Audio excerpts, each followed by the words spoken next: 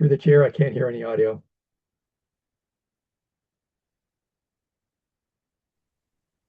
Can you hear us now? I Can can you hear you hear me now. now? I can hear you now. Thank you. Welcome. I'm not sure if there was an introduction or not. So I'm just um, not sure where we are. We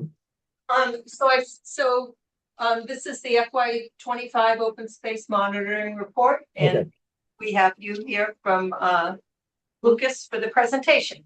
All right. Well, thank you. I just wanted to make sure that I wasn't jumping the gun. Thank you for having me present tonight. This is, I think, the seventh year we've done open space monitoring on behalf of the Southborough Planning Board and the Open Space Preservation Commission. In last year we did 6 subdivisions. Those were Chestnut Meadow on Dairy Farm Lane, Ledge Hill, Whistler Lane, Maple Street Extension on Maple Street, Southland Acres. I'm not sure the proper pronunciation of this drive. It's Azery Drive. Shipper Farm Estates on Shipper Farm Lane, and Kane's Crossing at Kane Circle, 141 Southville Road. The selected sites included open space easements at all locations except at Kane's Crossing, where the site plan approval included a condition requiring a portion of the parcel to be restricted and maintained by the condominium association. But it was not officially designated as an open space easement or open space parcel. No private or town-owned open spaces were town-owned open space parcels were included on the sites reviewed in 2025. Site visits took place on June 11th, 12th, and 25th.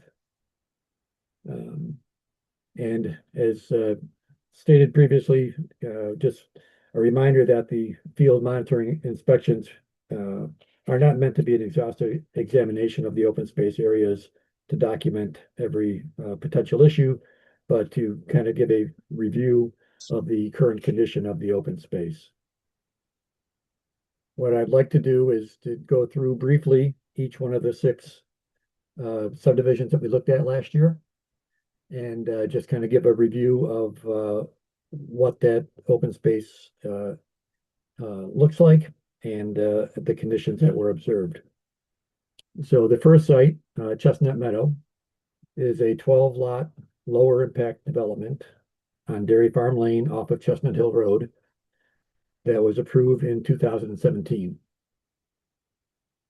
The subdivision was monitored previously in 2018 and 2022, and again last year, as all the homes were now completed since the previous inspections. The open space is easily accessed from near the junction of Dairy Farm Lane and Chestnut Hill Road, or by walking through the yards of the existing lots. The open space currently consists primarily of upland fields and meadows and forested wetlands.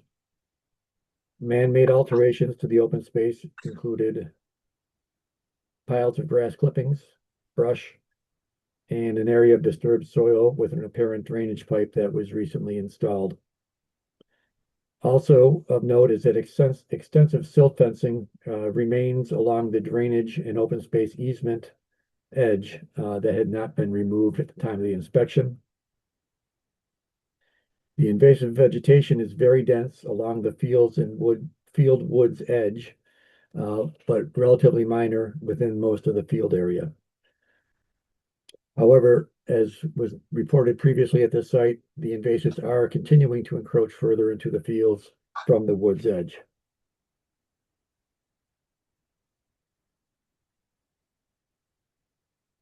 Little different situation with this subdivision than on most is that lots 5 and 6 were designated as open space lots for a period of 3 years from the date the subdivision was recorded. which was May 1st, 2018.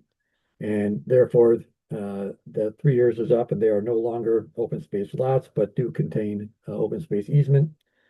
And the open space is included on 12 on 10 of the 12 lots of the subdivision, as shown in the figure that is up on the screen now. As noted, man-made alterations to the open spaces that were observed included landscaping and erosion control materials, and natural encroachments or alterations included primarily invasive vegetation. For the action items recommended for this site, we had recommended the silt fence erosion control barrier that remains along the drainage easement, and a portion of the open space easement should be removed and any resulting disturbed soil stabilized. Our second action item was to determine if invasive vegetation management can occur within the open space. As it turns out, subsequent to this report, we did do some further work at this site as far as adding it to the deed research database. And yes, it turns out that invasive vegetation can be managed with Concom approval. Also recommending to notify the property owners with the open space easements of the presence of the open space and the restrictions. That's a general item that we recommend very often. And also verify that the open space language is included on the plans and deeds for the individual lots. And that, I believe, is also been done based on our follow-up work that was done on the site.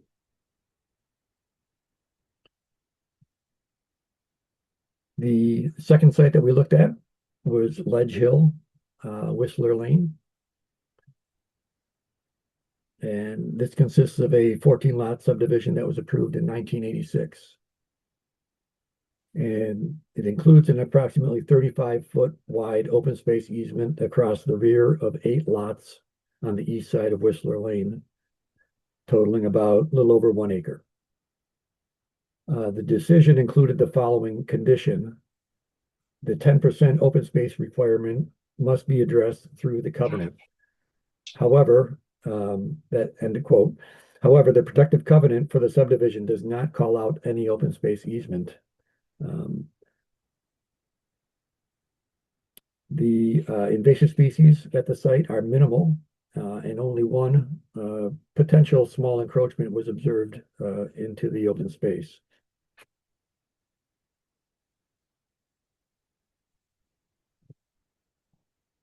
No open space requirements are specified in the decision or in the protective covenant. And as I just noted, the protective covenant does not call out the open space easement at all. Man-made alterations included only one small area of a potential encroachment very close to the line. It's sometimes hard to determine the exact edge of the open space easement in the field. And as I mentioned, the natural alterations included relatively minor invasive species. Some storm damage and natural erosion was also included or also observed. Erosion was present in the north of a stormwater basin located on lot 6A, where the flow from the basin had eroded a small channel through the open space easement.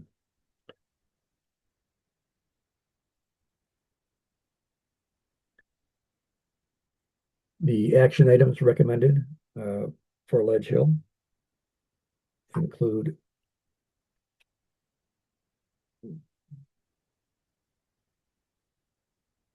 monitoring the erosion downgrading of the stormwater basin within the drainage easement. This may require stabilization in the future if conditions worsen. And as I had noted, the Mass Audubon summary previously described the protective covenant as a common scheme restriction that remain in effect beyond 30 years from their imposition if certain requirements for extending their validity are met. Therefore, since the subdivision was approved in 1986, it should be verified that the requirements have been met to extend the validity of the protective covenant. However, as I mentioned previously, the protective covenant does not mention the open space. Therefore, the building inspector would be able to enforce any violation of the open space easement.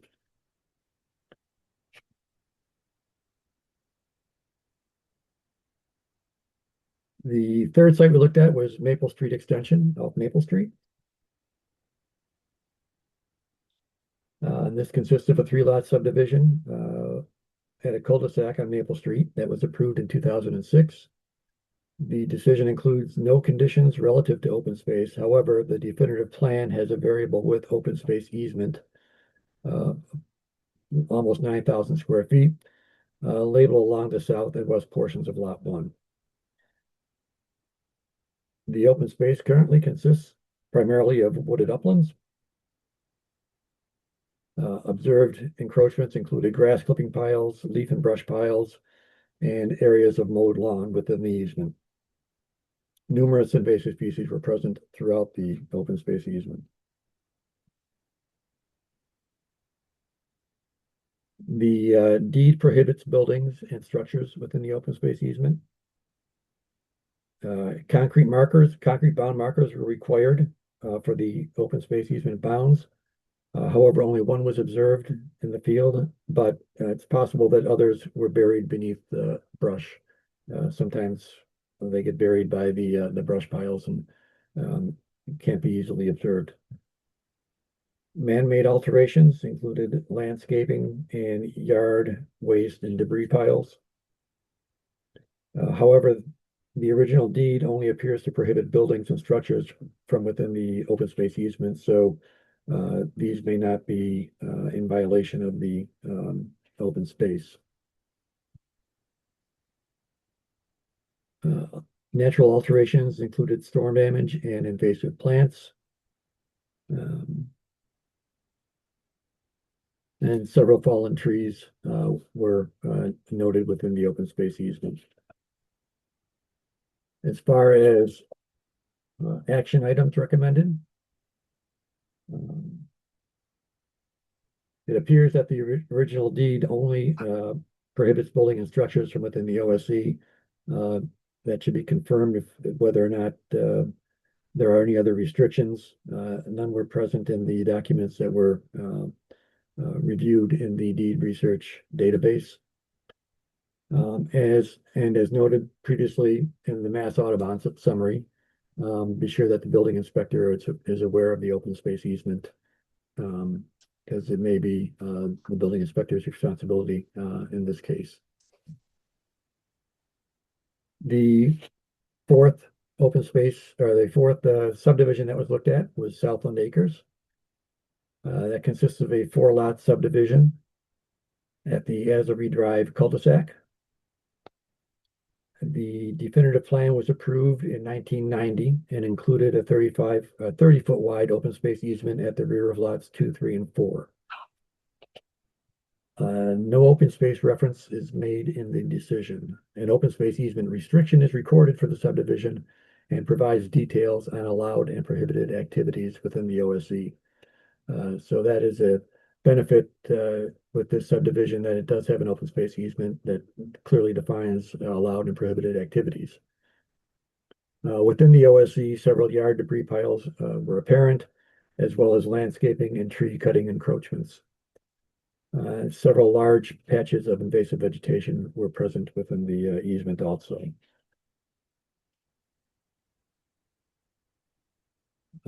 Removal or destruction of trees, shrubs, or other vegetation is prohibited among the other restrictions that are listed in the restrictions. And a full copy of those are included with the report. Man-made alterations included tree cutting and landscaping and yard waste and debris piles. And natural alterations included storm damage and invasive plants.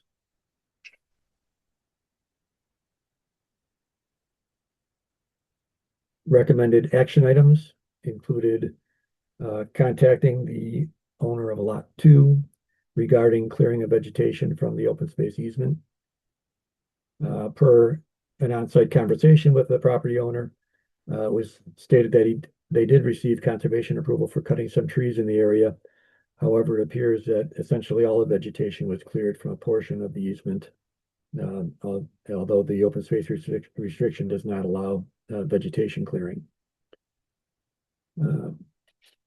Also recommending contacting the owner of Lot 4 regarding the extensive landscaping within the open space easement. Again, this is not allowed under the open space restriction. And also verify whether the restrictions were recorded consistent with the requirements of MGL Chapter 184, Section 27 in order to remain effective. Since the decision was issued in 1990, the 30-year extension deadline would have been 2020. So if these requirements were not met, the restrictions may no longer be in effect.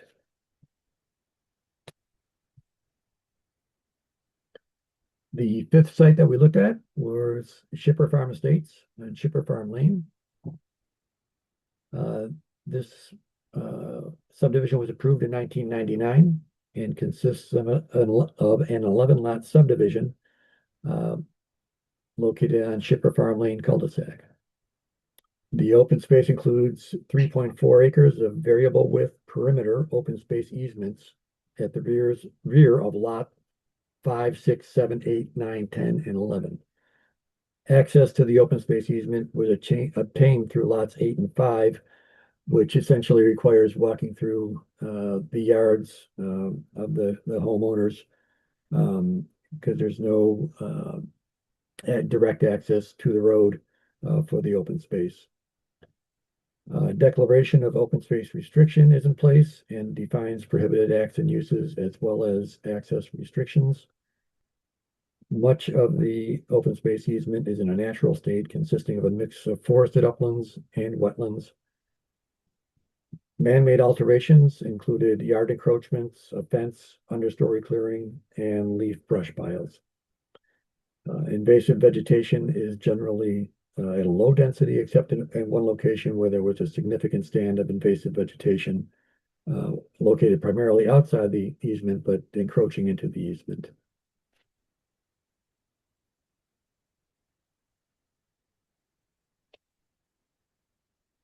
Of note also is that there is a mapped potential vernal pool located within the easement on lot 6.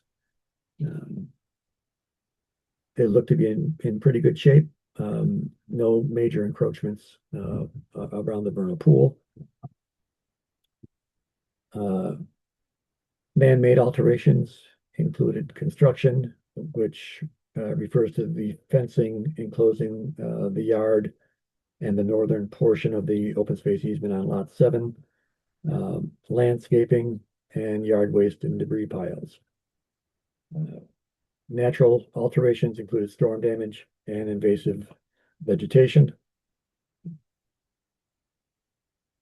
It was interesting to note for this particular subdivision that looking at historical aerial images, all the areas that were agricultural fields prior to site development are the areas that apparently were left to naturalized without any management, and that's where the worst invasive species situations have developed.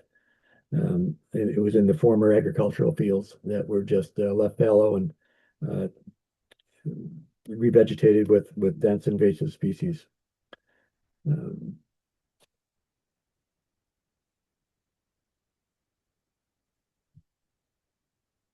For the action items for Shipper Farm Estates, we recommend contacting the owners of lot 6, 7, and 8 regarding various encroachments. Verify that the restrictions are re-recorded consistent with the requirements of MGL Chapter 184, Section 27 in order to remain effective. The 30-year extension deadline will be in 2029. So there's still time to do that if it has not been done. And again, ensure that the building inspector is aware of the open space easement. The final site we looked at was Kane's Crossing at Lincoln Square at 141 Southville Road. This is an over 55 development approved in 2017 under a special permit for lower impact development.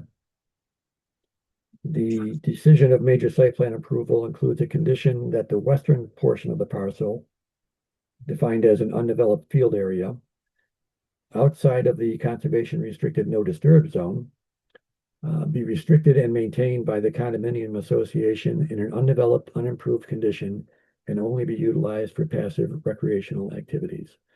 So as I mentioned earlier, this one doesn't have a strict easement or parcel, but does have a condition restricting use in the decision. The allowable activities are described. Access to the area is easily obtained via a maintained path between units 5 and 6.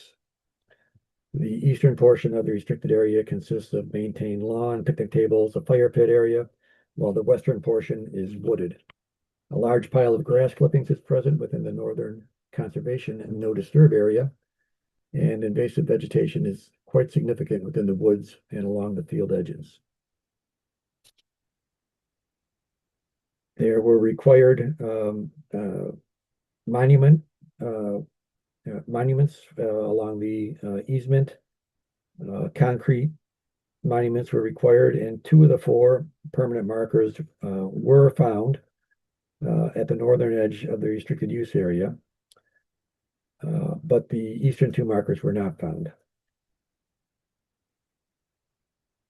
Man-made alterations include tree cutting, landscaping, and yard waste and debris piles.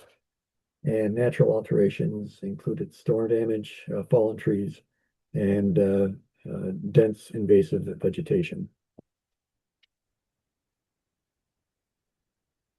With regard to action items for Kane's Crossing, recommending removing the large pile, I mean a very large pile of grass clippings from the within the Conservation Commission no disturb area, and let that restore to natural conditions, not being mowed.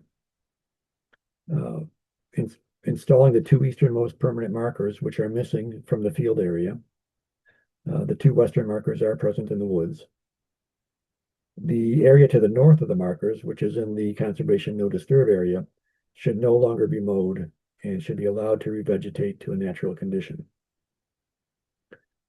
Although there are large yard waste piles in the southwest wooded corner of the undeveloped field area, it does not appear that this is specifically restricted based on the language contained in Special Condition 4 of the decision of major site plan approval, which does list the allowed activities, but not specifically specify that yard waste is not allowed. Management of invasive vegetation, especially Japanese knotweed along the woods edge, should be considered by the condominium association as it is very dense and will likely continue to encroach further if not managed sometime in the near future. I think that summarizes the 6 sites that were looked at. A couple of brief comments in our summary and recommendations at the end of our report. Many of these are similar to what we've recommended in the past. A couple of things I want to point out this year. Regarding the permanent markers in the field, we have previously recommended the Pheno survey monuments or the concrete markers be used because these really do allow the open space boundaries to be found more reliably. However, these can also end up being covered by dense vegetation and in some locations almost impossible to find. Therefore, we're also this year adding to that recommendation looking into the use of signage along the open space boundary, which would have the added benefit of notifying any property owner or a abutter of the open space presence. Um, The town should also investigate whether it'd be possible to add signage to an existing open space easement and not just to open space parcels. Um,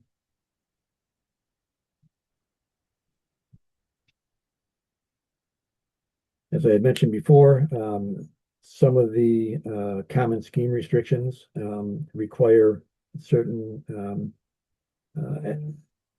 activities be met before they run for 30 years. But if those activities are not met, then the restriction runs out.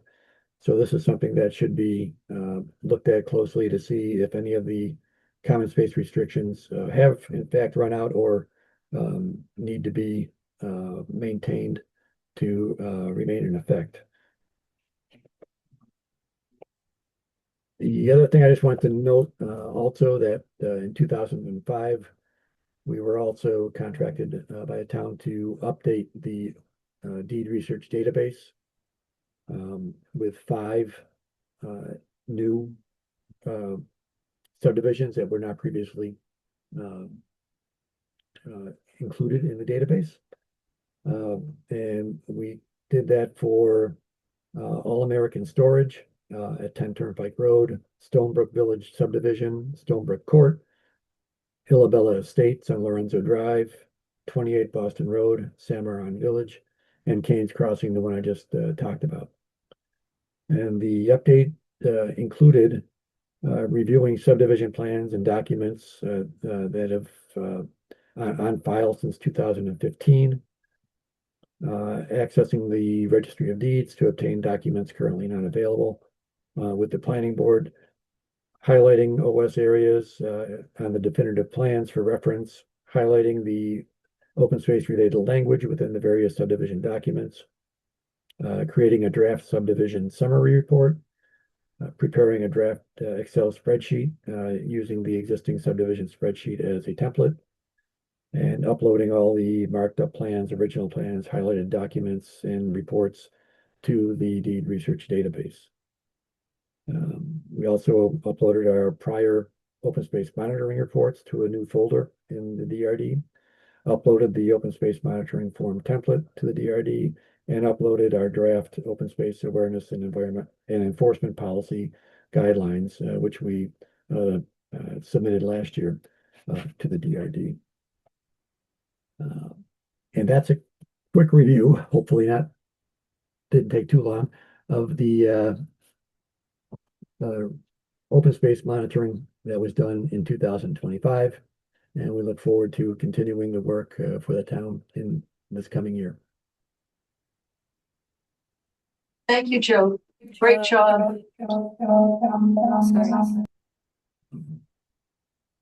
Great.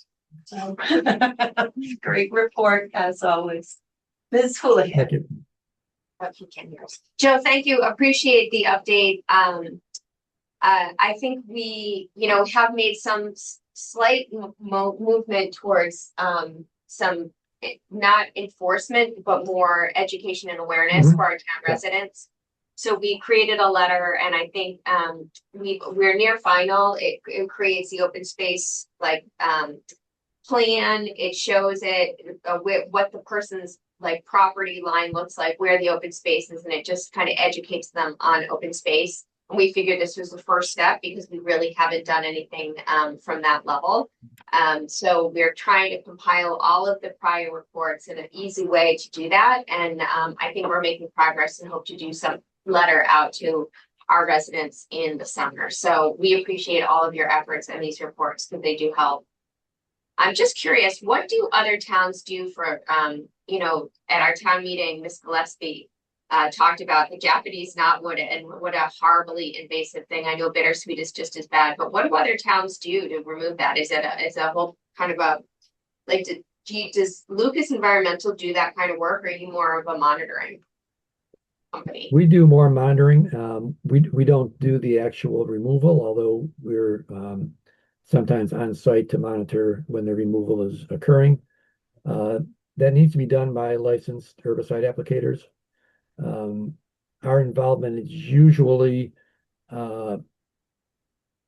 looking at with other towns. My involvement particularly is during peer review. Recommending invasive species management plans be submitted with notice of intents that are submitted to the Conservation Commission. This could potentially be a condition that the planning board would consider for sites that have invasive species issues. It's not only an issue of what you have on site, but during construction or management, you don't want to be taking those invasive species and spreading them to other properties. So we usually recommend a construction phase invasive species management plan that deals with all the construction issues and moving soil around and making sure that you're not taking contaminated soil off-site to a different property and spreading the problem there. And then a plan ongoing management for a period of years. It usually runs with the order of conditions for management and reporting on the status of invasive species at a site. So I think that's pretty common with a lot of conservation commissions. I don't deal as frequently with the planning board, so I don't know how frequently the planning boards include that in any conditions. Yeah, thank you. I think we're trying to figure out how do we just approved quite a lot of money to change, like upgrade our sidewalks and there's an amendment to kind of put some language in there to use the Massachusetts regulations, and they weren't necessarily willing to put that in the amendment, but they were willing to do some sort of review. So knowing Lucas provides that kind of oversight is just something, a little knowledge for all of us, I think, in this meeting to share back with your DPW. Good. So thank you, Joseph. Appreciate it. Thank you. Hi, Deidre. Thank you very much. I always look forward to these, even when I wasn't on the planning board. I always look forward to these your updates. I just a couple of questions. I think the update deed research database and the connection between these properties and getting some information on the deed is very, very interesting and important. And you had mentioned a couple of new properties, and I was wondering, are we planning to add a few properties every year, or are these properties that have been identified in some other way? So we did the deed research project, and these were new subdivisions that came online afterwards. And we finally took care, I think he took care of all of them, didn't we? No, we did, in 2025, we did the 1, 2, 3, 4, 5 that Joe referenced at the end, and he currently is pretty good into doing the 2026. There's 5 or 6 additional locations to add. So we dedicated I know the ARPA funding was like $5,000 for fiscal year 2025, and then this year we had about $7,800 left over from the original 2012 town meeting approved funding that we were able to utilize because it was for this project. So I'm hoping that in the coming years we can continue just to catch up. It's all projects, not just subdivisions now, but from 2015 forward. That includes site plans that have open space restrictions. Yeah, That's really use exciting. subdivisions like real estates. There's a handful of other locations. So this is helping us catch up. We are updating it. And the deed research database also now includes all these reports. And again, all those new facilities with mapping and restrictions. It's a good resource. No, thank you very much. And your reports are always crystal clear with pictures, and yeah, I feel like we're walking through it with you, and it's just really perfect. I don't have any questions for you, but I just really want to say thank you. No, thank you. Glad to hear it. Yes, thank you. I think we're going to need to have town council opine on that section of Mass General Law. so chapter 184 that you referred to regarding the Right, length of. yeah, it's not my area of expertise. I know Audubon did mention it in their Yeah. reports. And it just, there are certain requirements that need to be done to keep it in force. Common scheme restriction, I think is what it was referred to. So I read that section of Mass General Law and I don't know what it says. Oh. So I think we'll, if the board agrees, ask Jay to take a look at that and make sure that we're not losing open space. I think Mass Audubon said something about if it says in perpetuity or something within the restriction, then it doesn't need to, but I think that's above my pay grade. That would be for town council to look at. But thank you very, very much. I really appreciate it. And, it was very clear and very well done. Great job. Thank you. Oh, and we have someone in the audience that has a question. Freddie? Hi there, everyone. Freddie Gillespie, Chair of the Open Space Preservation Commission. And when I started to talk, my screen just went black with my name on it, so I don't know if there's another way to do that. Anyhow, you can hear me? Oh, now I can see you. Continue. Great, okay. So hi, Joe. Hi. I had a couple of questions, and I was involved in the original deed research project with Jeff Collins, and I think the second one too. And you'd think I'd remember, but it's concerning to me that we have a subdivision bylaw that requires the open space set aside. They're on plans marked to meet the requirements, and I don't understand how, even if it's not in the deed, which sometimes it might be in the decision, but didn't make it to the deed, or a subsequent deed didn't think that they needed to include it. So that's another issue. But how does the bylaw not state in requirement? I'm probably not saying this correctly, but so you have road frontage, it's required, right? It doesn't go away after 30 years. So why is this different when it's a requirement of the subdivision? And this might be a legal question for if you're asking town council, or if Joe knows that, would be interesting. And before you answer, or anyone answers that, I had a couple of other quick questions or comments.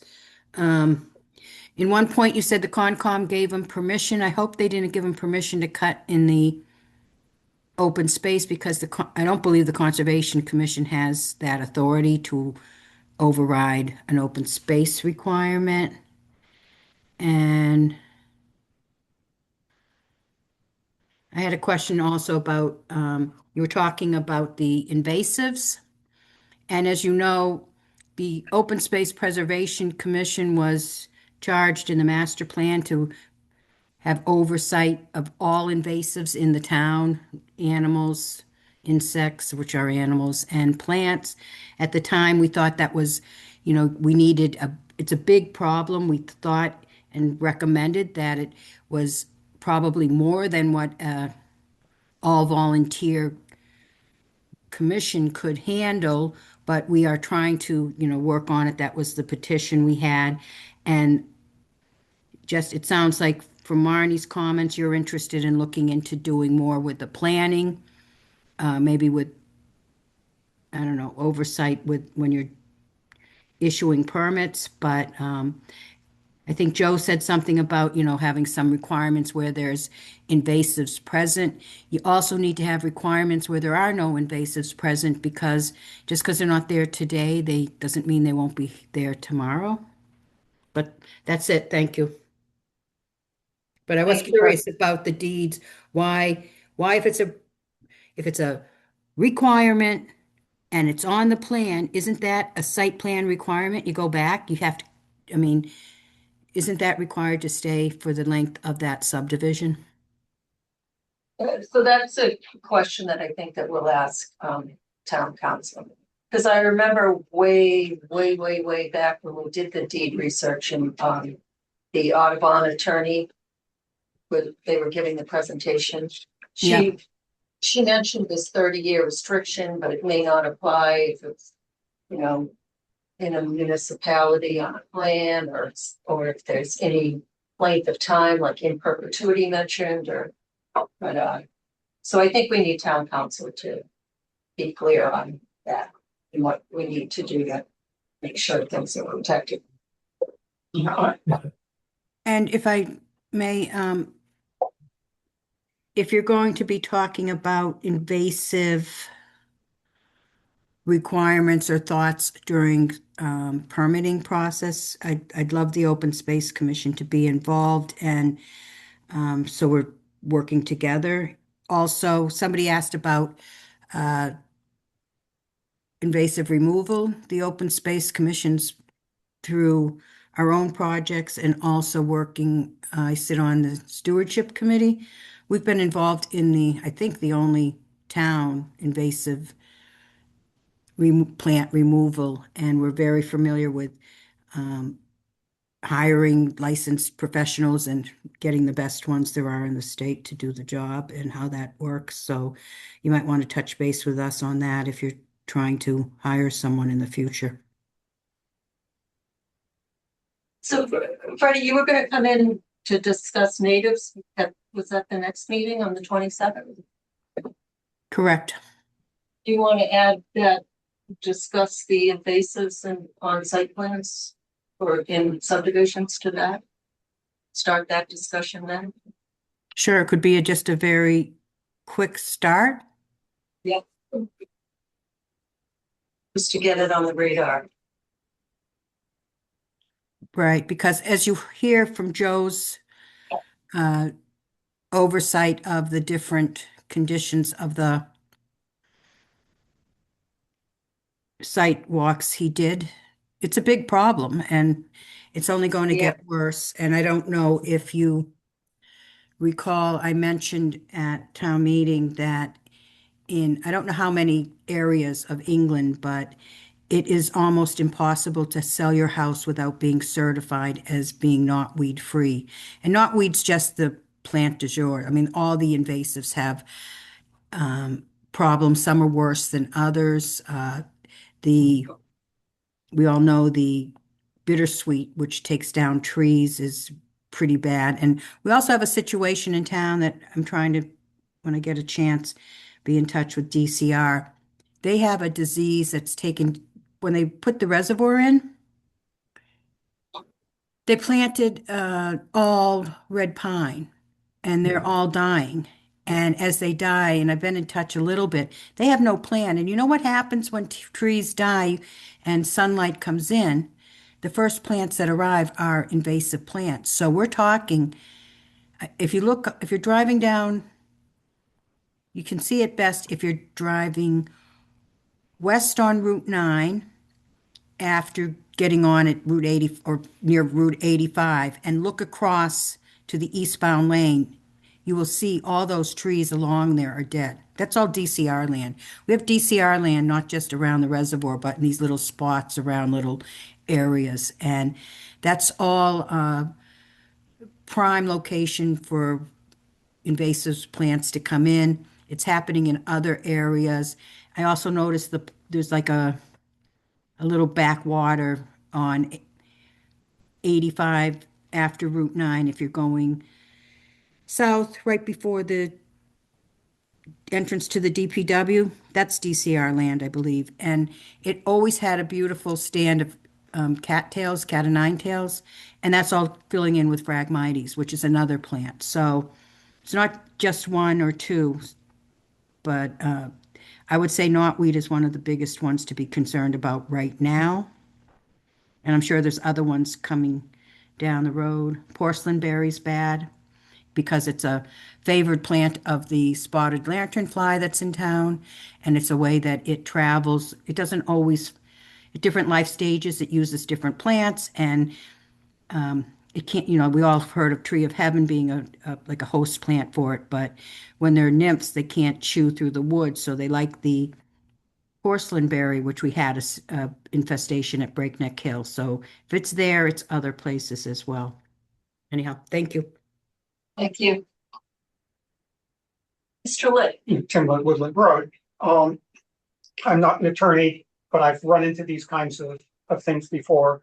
I forwarded you, everything. I forwarded you, an explanation of the 184 thing, but basically what they're trying to do is to avoid, what they call submarine clauses, which is, when something gets forgotten, it's so old that, some subsequent owner can't know what was in the contract. So there are restrictions against evergreen contracts, perpetual things scattered all through the law. And this one is basically saying, well, if you're going to put a restriction on a deed, when someone buys the house, they go back a certain length of time to find out, what are you buying? This is essentially an attempt to limit how far back you have to go to find out that there is a restriction. And inside all the gobbledygook, it's basically saying, you have to put something on file for someone to see every so often. And it's not only every 30 years, but that's what the statute's trying to do. It's trying to make sure that a subsequent buyer isn't surprised. Thank you. Anything else? Anybody else? And they are surprised when they Yes, find out. they are. Thank you very much. Thanks, Joe. Really appreciate it. Thanks, Joe. Thank you for the opportunity. Thank you. Have a good night. I'll talk to you You too. soon. All right.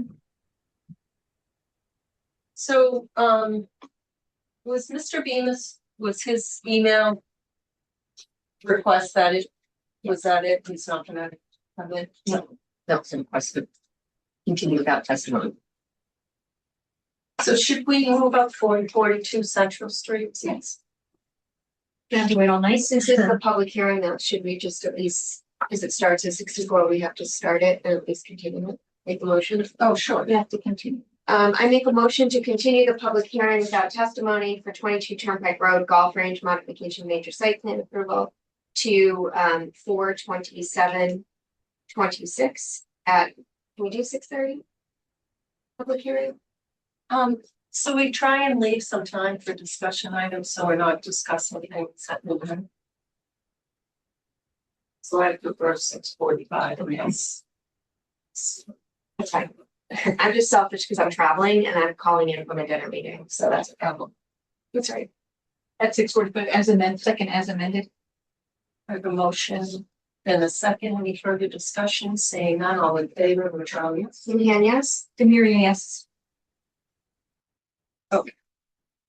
So we're rearranging the agenda a little. The next item on the agenda is a discussion item that we're moving out from the end of the agenda, 42 Central Street status update.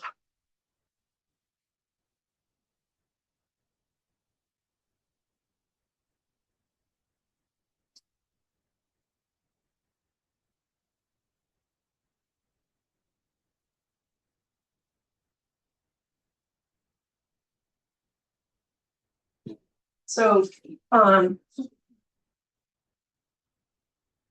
this is Fayetteville Hall, and back in 2023, we approved a site plan for this project. And we have yet to receive an as-built, just from driving over there, many of the conditions of the site plan have not been met. And in January, the proponent came before us because they were looking for a temporary certificate of occupancy. And as you know, per our zoning code 174-10J, compliance of the site plan is required, and the temporary certificate of occupancy may be issued after the satisfactory completion of all items essential to public health and safety and sufficient bonding acceptable to the planning board. At that meeting, the planning board worked with the proponent and did not require a bond, but they did. There were certain conditions attached to the temporary certificate of occupancy, and one was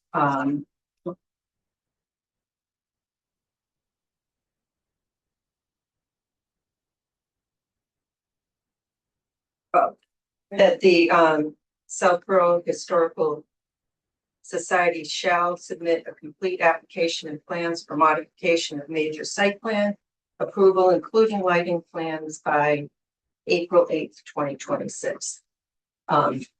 So when we were doing the agenda for this meeting, which we had to do last week, I asked the town planner to put this on in case we hadn't received that application. We had, we would remove it. But we haven't received that application. So they're out of compliance with the conditions in which the temporary certificate of occupancy was issued. In addition, one of the conditions was any lot lighting shall be discussed in the review of the planning board vice chair Marnie Houlihan prior to installation to ensure code compliance. Evidently, temporary lights went up, and there was, as far as I know, no discussion.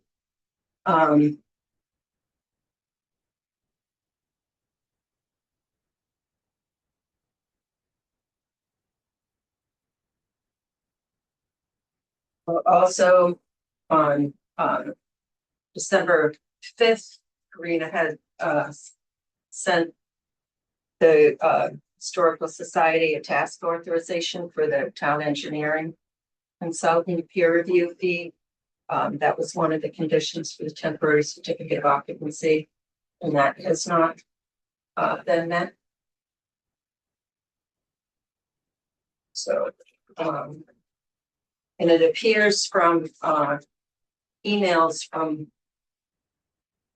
the president of the society that there is no intention to meet the site plan conditions.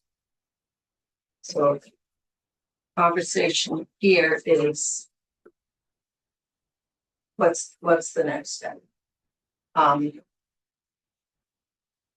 Site plan is a big part of our zoning code. And as you know from Saturday's town meeting, it's not easy getting zoning passed. It's passed by the residents of this town. And the residents of this town expect that that is how projects will be developed in accordance with the bylaw. And site plan includes 174-10 site plan, also parking and loading, landscaping, and outdoor illumination, all refer to site plan. So what's the point of doing site plan if there's zero compliance with it? And this board puts a lot of time in, and it's something that the residents expect us to do per the code. So we need to assure that there's compliance. Thank you. So I, as the chair and our planning board town planner knows that I reached out to John. John and I exchanged conversations over the past 2 months with the monthly update, the 30-day update. He made us aware that in the one when I let him know that it was coming, that you guys were looking to postpone due to the weather. John, you're here. I think it makes sense if you could kind of just speak to the situation. Yeah, I didn't know if I was allowed to talk or not, if what's based on what the chair was done, it was just an internal discussion. Sure. Okay. Yeah. Well, number one, Karina, tell me, I thought Mark Elbank sent you the updated. No, I received a PDF of what they call an as-built plan, Yeah, and that's it. And I don't believe the as-built is really complete. okay, Yes, but and- it was stated that no as-built was sent in. That's not correct. We did, The application has not been sent in for site plan modification, which was required in the. no, but you said that the site plan, We usually require a hard copy. okay, well, record file. we're talking about two things there. One is the application to modify, I understand. And one was the actual plan by the civil engineer An of as-built what's there plan. now, basically, right? Correct, Which is a an plan as-built. that identifies Right. what is there So completely. the engineer was delayed, at least a month and a half. I mean, this is a very severe winter. We can all agree with that. And, when you were kind enough to grant the extension and work with us, I mean, we got hit pretty hard and, weather-wise. And, we did, contract with, Elbag Engineering, and he did produce an as-built. So I'm not 100% familiar with, I thought the engineer sending you over that for your review, then you'd comment. But, that is in progress. We have every intention of filing an application. I asked Marty, I said, we'd like to get a little bit of an extension to finish up these points. We've got LBAG, we have every intention of submitting a new modification to the site plan and to the site plan approval, which will address some of these conflicts. And we've met. I've tried to stay on top of everything and meet with and communicate in an open, fair way. And the building inspector's been brought up to date on the, like for instance, on the handicap signs and other things. So, I don't think I don't think it should be painted that we're just ignoring you. We're not. I mean, we were dealt with a very difficult winter. We have the site plan. It is complete, waiting for comment. Karina's saying it's incomplete, so that's the first I heard that. But there's got to be some kind of back and forth, so I can make sure that he does it, whatever it is missing. Is the as-built your site plan? Well, you asked me for an as-built.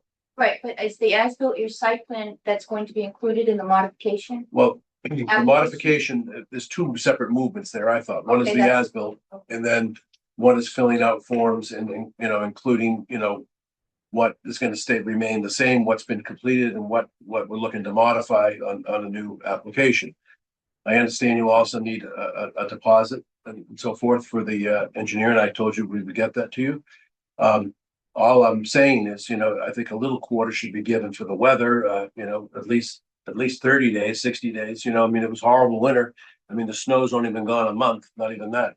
So, we are a nonprofit. We are working through it. I'm on top of it. I promised you I'd stay in touch and do it, and I did. So, you do have, work has been done, money has been spent, and we continue to do that. So your February update, you said that the site plan modification would be filed in 2 weeks. So that was in. I don't recall. I don't recall that exactly, but if you say that's the case, I'm not going to lie to you. I don't know if that's what Michael said. It was you. Okay. Well, I was going off of what the engineer was, and the engineer wasn't able to get it done, I guess. So, so I think we needed to, really you need the as-built to really go forward with the site built, even though it's not the same thing.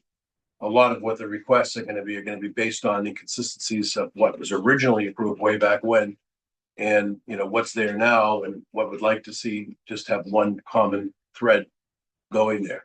I mean, there's not a lot going on over there. It'd be nice to see it, to let us finish it up. There's every intention to do that, and we're working through it. I'm not ignoring you.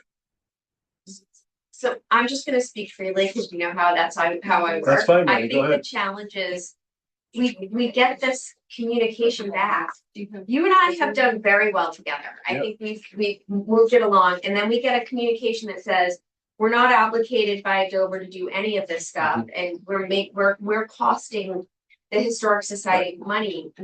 I know Michael can't look beyond that, and that's why I'm here tonight. Okay. Is that the fact is Dover does apply, and that would be dealt with in the next round. But That was dealt with in the original site.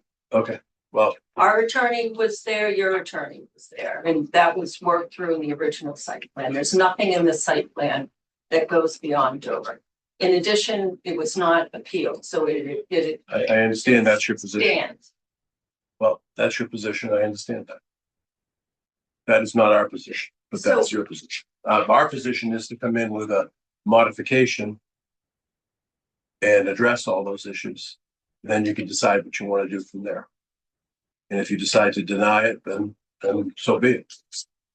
I hope you don't. I don't think that's productive, but if that's what you do. But I mean, we are working together. I don't think it's as dire as you paint it to be, Madam Chair, but You have to do what you think is best. I think it's best to continue to try to get this thing over the finish line.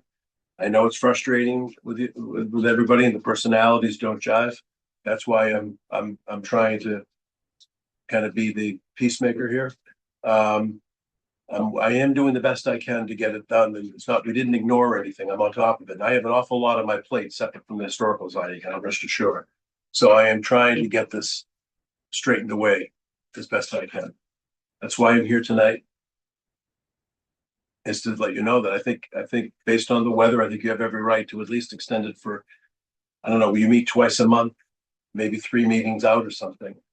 Give us a chance to get the correct application in, get the peer review started and all that, and then, go from there. I mean, I know it is going to come down to where you're going to look at the modification, and you may not agree with some of the things, and that's going to be the point of discussion. We all know that. So that's up to a decision you'll have to make at the time. But I think in the meantime, let's at least get as close as we can on everything. And we're moving towards that. We really are. I don't think it's negative as you say it is. I understand it isn't 100% what you want too. I get it.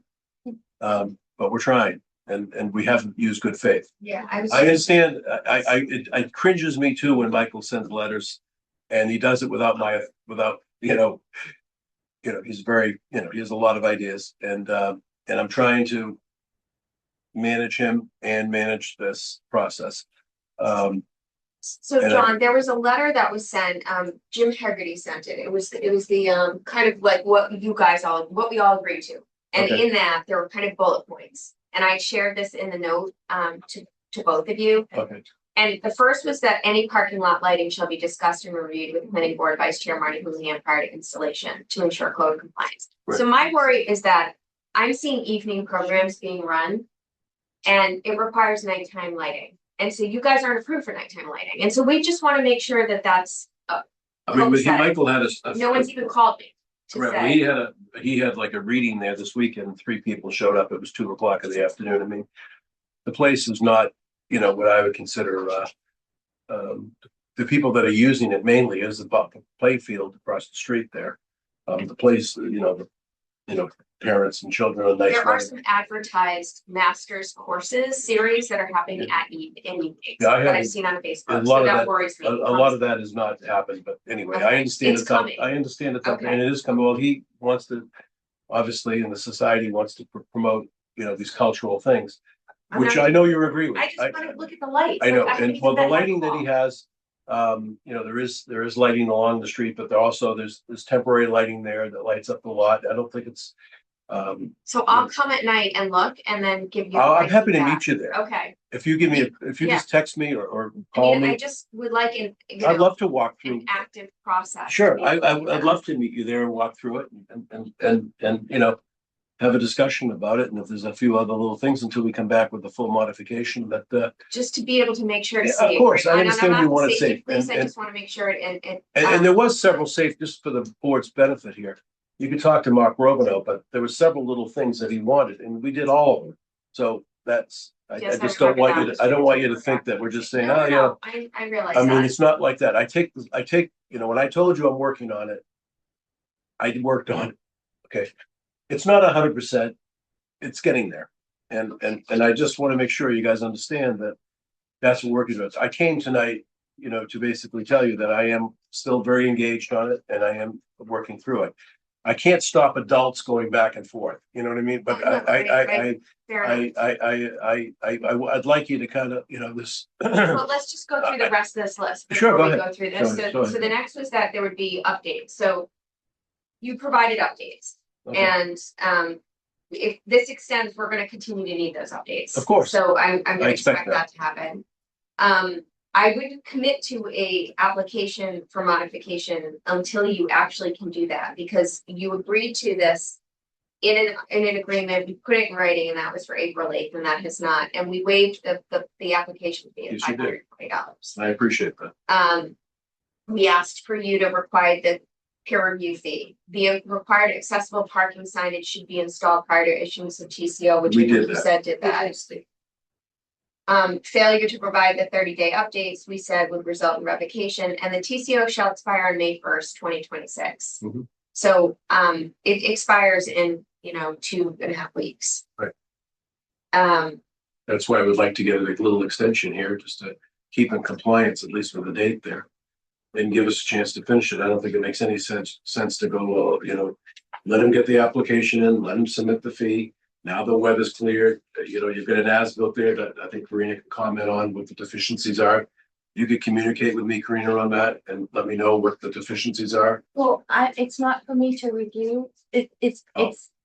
there's a twofold here. I review it to make sure it has enough information on it Okay. so that the consultant can actually do Oh, a I thorough see. review Okay. without spending. And I can't send it to the consultant until I get the retainer fee, I got you. which if you need another copy, I can give you one. No, it's fine. It's actually, a piece It was of- like $3,500 or something. it's $4,000. Yeah, and you were gonna credit back something, I recall, and whatever, from that was remaining. Yes, yeah, some there was surplus. some peer review fee that I That think was from you, prior. yeah. So you're right, it was a little less than Yeah, I think it was 4,000. like, I think if memory serves me right, it was like $3,600, but whatever, we'll take care of I it. can confirm that. The other thing is that with an as-built required as part of the conditions of the decision. So in the decision of major site plan approval, Yes, when an as-built is submitted, it also requires the engineer to provide a letter certifying what was built and describing the things that are different. So when Mark Elberg sent me a letter, I think Michael forwarded it to me. It was just a letter saying, I'm working on the as-bills. I anticipate them X, Y, Z. It wasn't a letter from the engineer saying, here's the as-built, here's what was built, here's what is different from what was approved. They have to itemize some of these things. So if catch basin wasn't put in per se, Right. he would say this, a catch basin was not installed and say why, so that they have a chance to work it out. right, compare. Okay. Compare. So I proposed need that versus- letter, and if you're telling me that as-built is the condition you want it to go in. My sense is that there'll be a lot of comments on it, and it'll spend the money fast, I see what as you're saying. opposed to Mark putting a little more information Yeah, on What it. I'd like to do is have Mark, if you don't mind, if this is okay with the board, I'd just like to have Mark give you a ring. I'm sure, Absolutely, to I'm make sure happy to that, help. now I'm gonna call him tomorrow morning and do Yeah. that. Yeah. And reach out to you to make sure he's understands exactly the protocols here. He doesn't do a hell of a lot of work here in town, but I will, have him reach out to you. That way there we get, we get it right and he does that to avoid the exact situation, which is having the consultant do his work. And I understand he's representing what was actually built, Yeah. which may not be completely. Well, I know we went out and did a full inspection survey Yeah. and measurements and everything else. He was there quite a bit. Yeah, there's just some like. It was total- expensive. We did a lot of work. I can talk with him about it if he wants. Yeah, just to make sure it's it- as complete as it can be before we send it off to the Yeah, consultant. That's because all. I try to vet it a little bit so Right. that there's enough. And also the information. hard copies that you mentioned, if they weren't included, I'll make sure you get those and, Usually two, one for the record and one. sure. Markup or But something. of course, these are all drafts until. Yeah. Until more It's worked input out is. and accepted. Yeah, So that engineer's letter would be, and I can explain that to him as well. so we need that, and that has to go with the application. Well, no, For, with the as-built. So right the now, as-built has to go with, the certifying letter. right, and also that has to be included with the request for the modification, correct? Yeah, if that's the way you want to leave the site This and is how you want the site. Okay, this is your proposed I layout, got you. and Okay, that becomes that. all right, now I understand. It's kind of your existing conditions now, also Yeah. your proposed layout. That's fine. Kind Sure. of a dual role. Okay, Yeah, that'd be helpful. I'll get right on that. I'll have Mark reach out to you tomorrow. So they were. Those parking spaces that are for the, park across the street Yeah, were required to be marked. Are those marked? I don't know, but I'll find out. I don't want to tell you yes and not be positive. I mean, I think they were low. I think he was, we got some, I got him set up with some marking paint and identification paint and, but let me check that. So there were gonna be posts and chains to demarc you to the parking spaces. Have Okay. you probably haven't put them in yet, but have those been purchased? Well, I know we have stuff that, that we may have that. I don't know for sure. I mean, I will find out. He has an assistant there. Like that's kind of a jack of all trade type guy that would know that, but I don't know that tonight, but I will find out. And I will address it. That will be in immediately if it isn't already. So when will the modification be? Well, I think based on the conversation thus far, my goal would be to talk to the engineer tomorrow.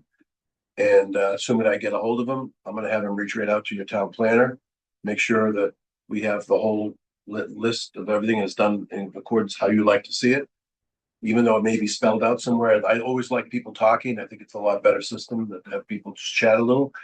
And we'll have them follow up on that. And then Michael's gonna, the society is gonna submit the fee.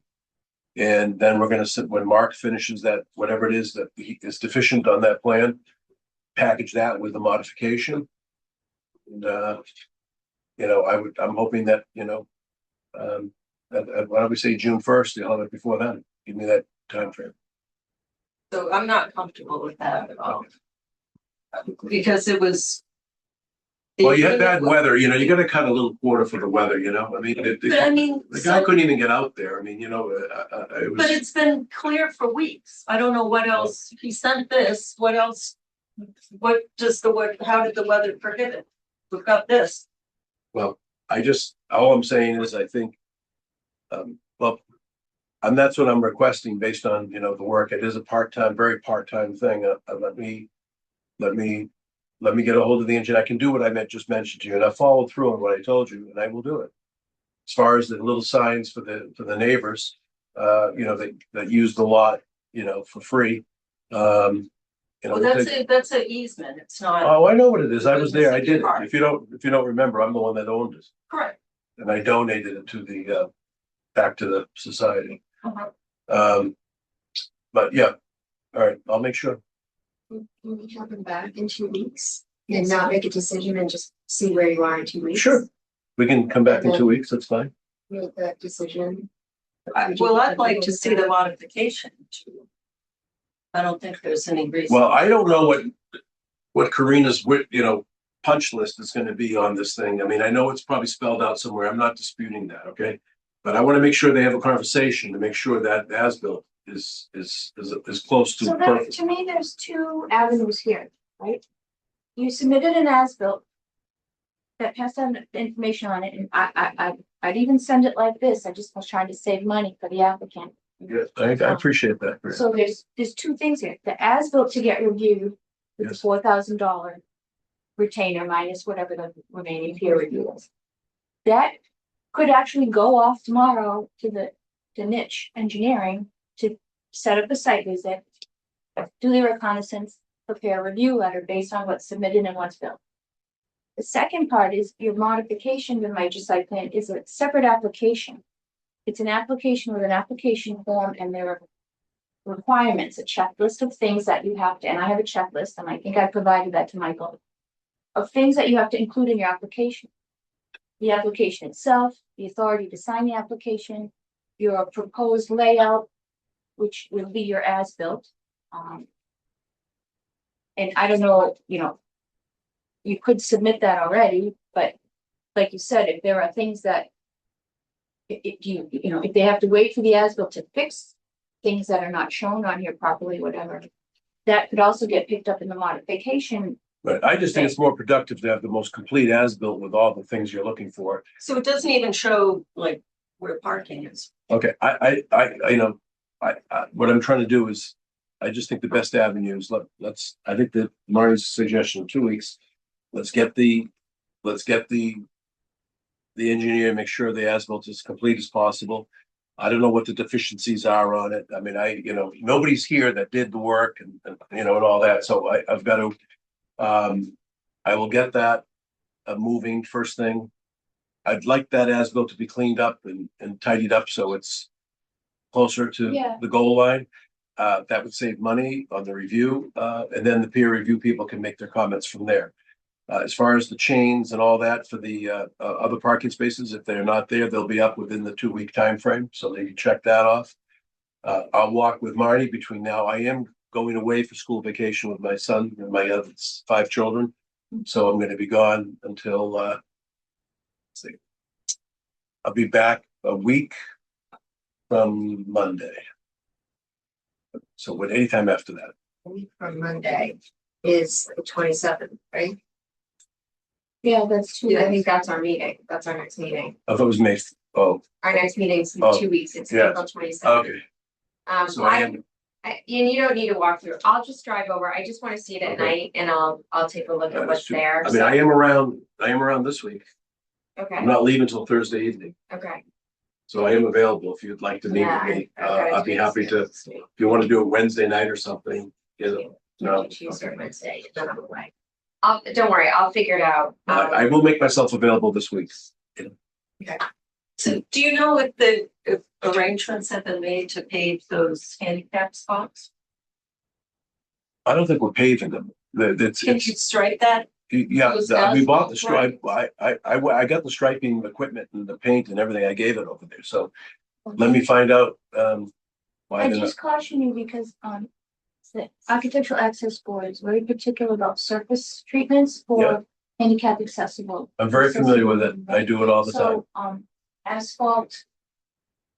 asphalt, I think it's Grindings. grindings is what is. Yeah, well, those have been vibratory rolled in there. It's like concrete. Well, I can just tell you, because I've experienced this, all it takes is one person to complain. Yeah. And then make you pull it all out, put it in properly. And if you can avoid that by making sure that the surface is acceptable. Because I know that like 1/4 of an inch level, crushed, anything like that, if it causes that kind of issue, is a problem if somebody complains. Well, I know Mark Robino looked at all the ramps and everything else and everything. Yeah, but he's not the Architectural Access Board. I'm Right. saying someone Well, I can mean, complain to okay. Boston. I just want to No, give I you know. caution so that you don't run into that, right? I'm just trying to give you a tip ahead of. I built a whole theme park. I know about the access board. Okay. But so you know, because I've done projects where they had to rip out the whole sidewalk. Someone else did it and they hired us to redo it because the stone was someone just complained. So Well, that was, just so you know, that was put in with the vibratory. yeah. So there's no detail as to the depth of the pavement or anything on here. There's no there's contours missing. Not all subsurface features are shown. Okay. There's a drain line that goes from the. Well, that's why I want to have that conversation. Yeah, but those are the, I'm just telling you, those are. I the understand. kinds It sounds a little of- thin, so I'm gonna make sure it's complete. Those kinds of things. I'm. Okay, exactly. And I don't want, your guy to say, well, it's missing this, this, and that. I mean, why don't we just short circuit that and find out what the list Get is it as now? best as And- possible. And just Right, get it, so we're not stretching this thing out, so we can just put it to bed. Right. that's the goal. And that's what I'd like to do, is get as many things checked off, and then whatever's left, then you can decide what you want to do with Yeah, a from few what I little. know, that's what I'll tell Mark. The closer we can check off boxes, the happier I'm gonna We're be. in violent agreement, John. You know. We are, Happier, I I will be. agree. We love to close this up and approve. So and- I'm. move on. I know it's, So, so I say we put it on a discussion, For the because we're not gonna resolve anything tonight, right? so the 27th is a Monday night. It is. Oh. No, I'll be back. Okay. I'll be back. And there's just, so. But I'll make sure that, this piece on the as-built is moving. I'll make sure that the public parking piece is moving. I'll make sure that whatever striping or labeling is done, all that will be done before that I know will all be done before the 27th. And hopefully on that, I'll know exactly assuming I get the corrected as-built or, more advanced as-built back. And then, I think we'll be in a position at that point then to submit the thing to the third party. And, I just want to get as close as I can before we go to the third party. I just think it wastes less of your time and my time. Yeah, money. Waste a lot less of your money. Yeah. Right, I understand that. I And I understand. also want to just be aware, so Michael's aware, because I know you understand this, but when you submit a modification to the site plan, right, there's an application fee for that, which I think we were going to waive, right? But there's maybe additional review fee to review the complete application by Mitch. So the good thing is that if this as-built is very close to what you're proposing for your site plan, that'll be reduced. So. Well, isn't the application just checking boxes to say, okay, you have a plan, you have this, you have that? No, the application, they then review what you've submitted and say. This doesn't meet code, or this meets code, this catch base isn't proper, the drainage doesn't work like this, whatever it could be. Hopefully, it's none of those larger things. That the accessible parking space is not the right size, there's no No, I get it. striping for it or whatever. Yeah. Those are the things they review as part of your modified site plan, because you're gonna be proposing this as your site plan, Mhm. what's built, right? Yes. Yeah, so And they'll. plus whatever other details that Yeah. that should have been there or that you're requesting for more comprehensive notes, Yeah. but yeah. that's fine. But just be aware that there's two steps. here. Yep. I don't want anybody to feel like they're blindsided later when I tell them. Oh, I know, Okay, that's, I know, and I know the piece with the fees and all that is a rub, I know, I'm trying to like, I I tried to get find money it, for but you. you were kind enough to waive a lot of things and I really do appreciate that, and I've made that point abundantly clear.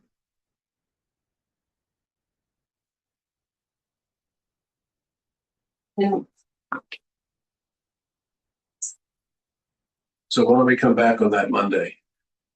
on the 27th. Yeah, and we should have we can please check some of the boxes. And go from there. Yes, yeah. We'll put it at 6:30 on that first. So 6:30, sure. Can we just talk about something else real quick, just real briefly? And I noticed tonight you were talking about this invasive thing and all that, and the town's a big offender of that. The situation with me is when I did the Burnett project, I granted an easement to the town for stormwater management that parallels Parkerville Road. Yeah. It's never been finished. All the invasives are supposed to be removed. There's supposed to be field grass in there that's to be mowed and 6 trees to be installed, and none of it's done. I brought it up to the selectmen, not much happened, and then the DPW gentleman went over there and had a third party come in and just chop the stuff down. That doesn't do anything. It just makes it worse. So, and I'm constantly fighting those invasive species literally jumping across the brook and going onto my property. So I'm constantly, and what I do with it, I very carefully pull the stuff out, put it in a trash bag, and it goes to an incineration place. That's what I do with it. I don't bury it. I don't dump it anywhere. I put it in that and properly dispose of it with like with rubbish. But it's a constant fight over there, and nothing has happened. It's been years, and I'm not one to make a lot of noise. I just, I don't know what the town's plan is on that. I don't even know who's the enforcement person, but that was part of the deal, and that hasn't happened. I've worked hard on that property, and it's a real eyesore. So on top of everything, just even aesthetically, So, I don't know why they don't go in and put like a low bush blueberry in there or some kind of field grass or something, and clean it up. I mean, it's a mess. And it's just gone on too long. There's supposed to be 6 trees there. That was the deal I made. That's all on paper, by the way. Who was the deal made with? Was it conservation? No, it's the select board. So that was made when I gave them the easement Yes, Yeah. that's. for that whole stormwater thing is on my property. Yeah. They needed that in order to do the Main Street project. So that's fine. And I did. And they were supposed to do certain things, and it's all spelled out. Maybe you can take a look at it. But if you're talking about invasive species and flying around everywhere, there's a huge treasure trove right there. Walk by it every day. It's a mess. Well, I'll reach out to the select chair. Yeah, I mean, I just don't know what I'm gonna do. I don't wanna the last thing I wanna do is get sideways with the town, I'm not interested in that. I'm just I'll interested, get sideways. but I'm not, I'm just trying to, I'm always willing to help. No, that's a huge issue. I know, we had bittersweet on our property. We moved there 30-something years ago, and I'm still pulling it up. I can tell bittersweet from 7 miles away, one little leaf. Sure, I know, I don't know where it all came from, but, it's, the situation in there, they went in there and they blew out that retention area, and then they threw some, they hydroseeded it real quick, and that was the last they touched it. And then they set one group in there to mow it down. That's not what we're, was agreed So to. what's in there, not we? It's nothing good, Okay. not one thing good. It's a mess. And I don't know all that, I know it's all invasive stuff. I don't know exactly what varieties, but I can tell you that and plus it's unsightly. That's a nice corner there, and it's I've worked really hard on the property to keep everything out of there. I have a full-time gardener where that works for me. And, you know, that's what it takes to do that place. It's a lot of work. And to keep it up, and we're manually weeding because I have restrictions on what I can do with fertilizer and everything else. So, you know, it's just very disturbing that the town didn't do what they promised. Now, I don't know whether it's a problem with the state contract or what, but I don't want to get in the middle of all that. My deal was with the town. Right. You know? Well, probably it kind of fell off the radar. Oh, it's not because nobody's screaming, you know, and you know, I mean, I got some lip service, but that was it. And they did send, you know, this contractor out there, but they just mowed it down.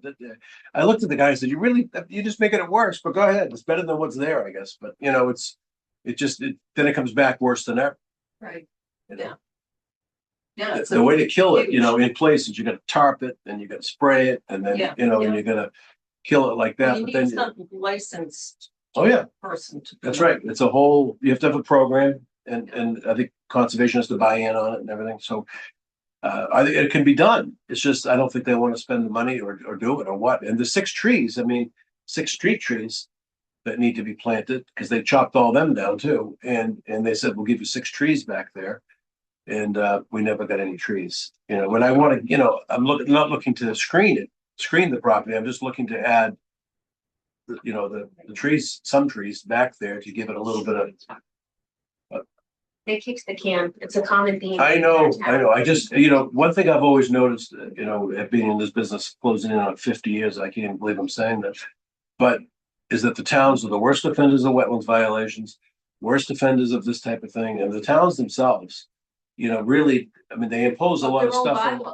What's that? Of their own bylaws. Right, I know. They put a lot of pressure on people like me, the developers, but yet the town themselves, a lot of time doesn't really, you know, do as I say and not as I do, so to speak, you know, which is unfortunate, you know, because, you know, you don't want to start problems with the town because you have to work with the town. So it's a real tightrope you walk, you know? So I just putting it out there that, you know, while you're talking about invasives and all that, there's a corner you should look at and see what, you know, what we could do. I mean, you know, that I've tried to make that property, you know, people love sitting there and enjoying it, and it's all interpreted and it's nice. And people love visiting and you know, compared to where we were before that happened to where it is now, I mean, you know, I mean, people forget. Beats subdivision, that's for sure. Well, I mean, that would have been an absolute, I mean, that would have been. Yeah. And you know, when you lose your history in town, that's, you know, that's, you know, I'm passionate, well, obviously that's why I'm involved in the Central. But I'm involved with the Wayside Inn too, and all that in Sudbury. And I look at that and I say, you know, you lose your history, you've lost everything. Yeah. It's just, once these buildings get knocked down, I mean, you know, people look at the short sighted, oh, there's so many lots, and that's it, who cares? You know, I mean, it's just, I mean, I'm never gonna and I don't care, but I'm never gonna be whole in that property. I mean, the magnitude of that restoration and the work over there was way beyond you can imagine. But I don't care. I was in a position and had the knowledge and resources to do it. But that's what it takes. It's more than just that. It's what it does for the town aesthetically and everything else. So for me, that's why that corner means something. Okay, because I really went the extra mile. I'd like the town to at least honor the deal. They don't have to go an extra mile, just go the mile. You know. I don't think DPW needs anything to get the trees in, because they have commitments for replacement trees from like the power company and other people who've removed trees. So it's just a question of doing it. Right. The invasives question, I think you're right, has to go to the select board. If you took a look at that corner, you'd see what I'm saying. It's bad. I hear you. Thanks, John. All right, and I will see you 6:30 a week from Monday. April 27th, Monday. And it's I'm here. gonna probably It's not just in take townhouse. notes and Oh, it's send it here to now? you, so you remember just what we that. talked about. Oh. One more, the Oh, townhouse is having some work done. Oh, is that what they, That's because why it's closed. I didn't know it. So I looked at the thing and I said, oh, they must be over there because I remember having planning board meetings years ago over at where the building senior inspector is. Yeah, and I said, oh, there's nobody here either. So I tried to find the email, said, oh, public safety, but that, you know, the sign doesn't say public safety. It says fire, police. It doesn't say public safety. But I figured, well, it's either this or the library was the last one. So I figured it, so but anyway, We found us. I found Thank it. you. Thank you for Thank having you. us. Come on up. Your son was great. Yes, he's a good kid. He loves the school. He's at Finn. Oh, yeah. They did a great job with him there. It's a wonderful, wonderful place. Wonderful place. Your schools are Okay, the phenomenal. next item on the agenda is 2026 annual town meeting debrief. And I will start by saying, morning. Team effort. Great job. I don't think I ever remember a town meeting where all our zoning are passed in industrial park. That was a big lift. You did a fabulous job. It was good to get done. Yes. So, our industrial park, went through with no changes. There were 2 amendments on the floor. Both were, voted down and the original was approved, by 2/3. And then we had the shop C to SAHT, which was also approved by 2/3, and the MBTA, table, which was originally going to be in the consent, it was pulled out because there was a person who didn't understand it, and I think we solved that person's concerns. And that also passed with majority approval. So we had a good day, and the ADU bylaw, which wasn't ours. But I do think you standing up helped to clarify any questions out there, because I don't think it was really clear or well prepared on what the ADU bylaw was. But that passed as well. Without amendments. Correct. Oh, yeah.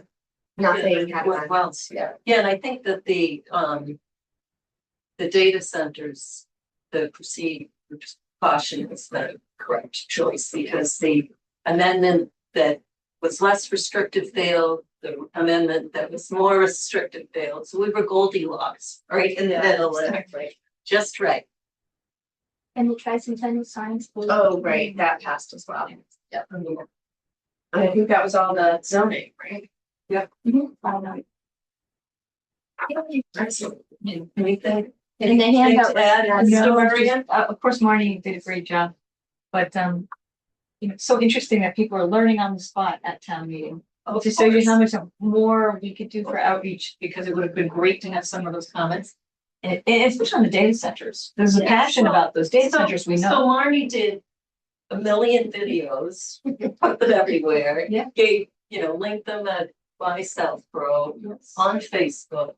So I don't know how much more outreach we could do, except going door to door. Well, actually, that came up at this morning's Council on Aging meeting. What's that? That's people who run the senior center. Yeah. And, they had actually, they had 2 presentations from Bill Cundiff on the highway thing that came into the Dull Men's Club and the whatever it is, the women's equivalent. of that. Spicy ladies. Spicy ladies, sorry. He just talked about the dump at Spicy Ladies. I think he mentioned at the end he was 25. No, there was the same presentation as was given at, I'm a spicy lady. okay, I'm telling you what was reported It was this morning. not. In any case, they thought that was successful and thought that doing more of that in advance of other town meetings. Mhm. I told them that from my point of view, although we have all the hearings, the boards, including yours, don't do outreach to get people into the hearings. And if they wanted to do things, no one was gonna say no. But I think that's a general problem. I mean, the attendance at these things is vast, as you once said. Senior center is a great idea, though. I think further, like, it should be one of our stops, like we do advisory board, we should do senior center. I mean, it makes a lot of sense. I think it's just, it's always a very sad reflection when we sit in the audience, right? And we see 100, maybe 170 people at its peak, representing 2,000 households in this town. And I think that's very Like unfortunate. 7,000 registered voters. Yeah. Well, I mean, if you look at what was done for Costco, Oh. people were reaching out and going everywhere. So there were probably 70 odd people at the one at the senior center, and there were efforts by the select board, there were efforts by advisory. I think just about everybody, tried to do it both through social media and through personal appearances. But there doesn't seem to be the same energy when it comes to things like zoning. And then we get to town meeting and it's like, well, I don't know what it is, so let's go, either change it or kill it. So I think one of the lessons has got to be figure out how to do outreach. I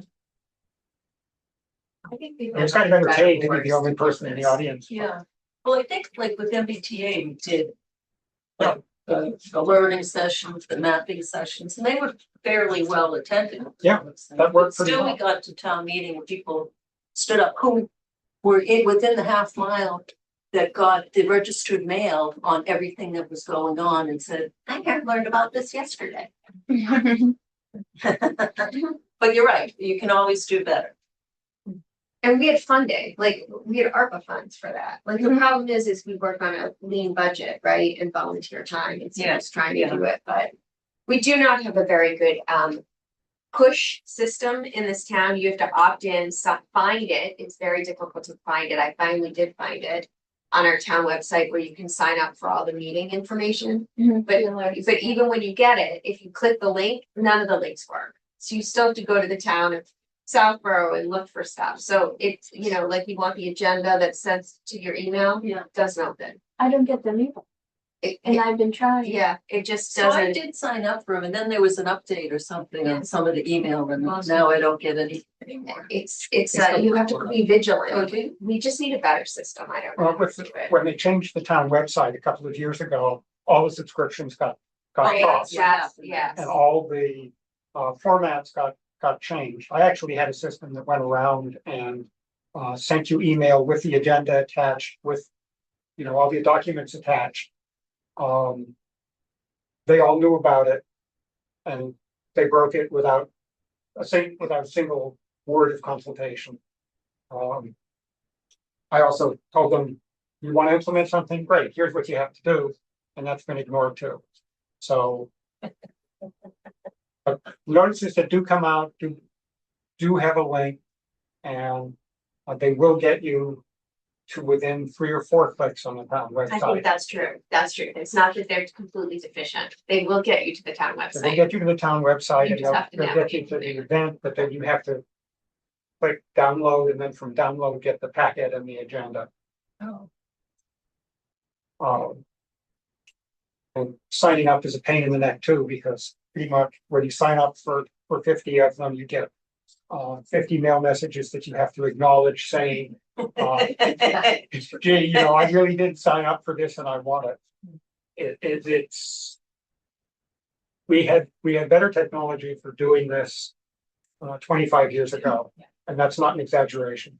I ran that technology, So I can, but here we are. one more question, because through MAPC, didn't we get a grant to deal with the community and outreach? And Yes.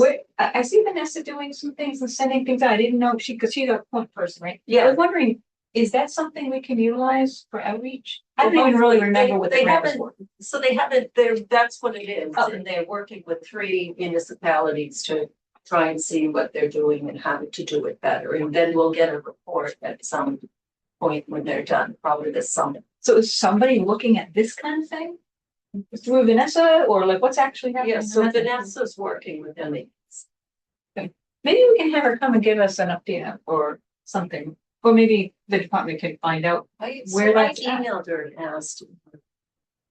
Because I'm wondering I'll if it's look into picking that. up these sort of things, like the frustrations that people have. To me, I think that's why people don't come to, they're too frustrated with government. It's too difficult to find things.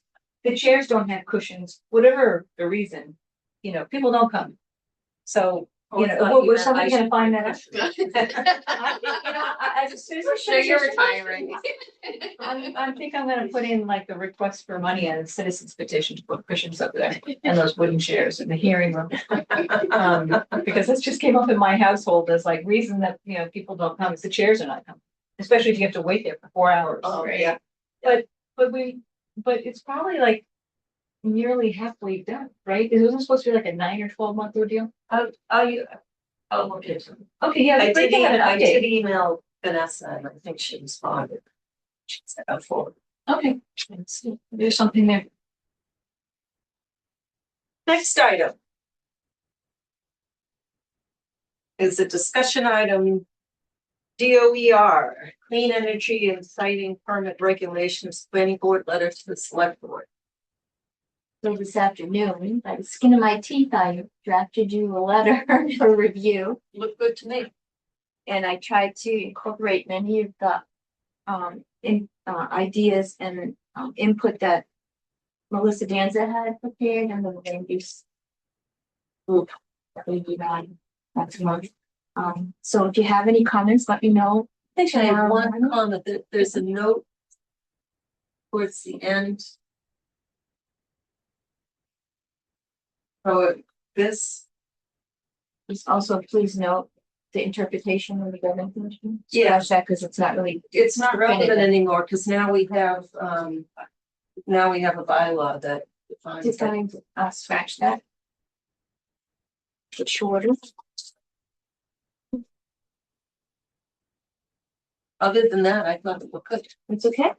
And I'm going to attach the copy of the CMR, the 225 CMR, for quick reference. A quick reference, all Yes. 400 pages on it. I think it's like 9 double-sided on.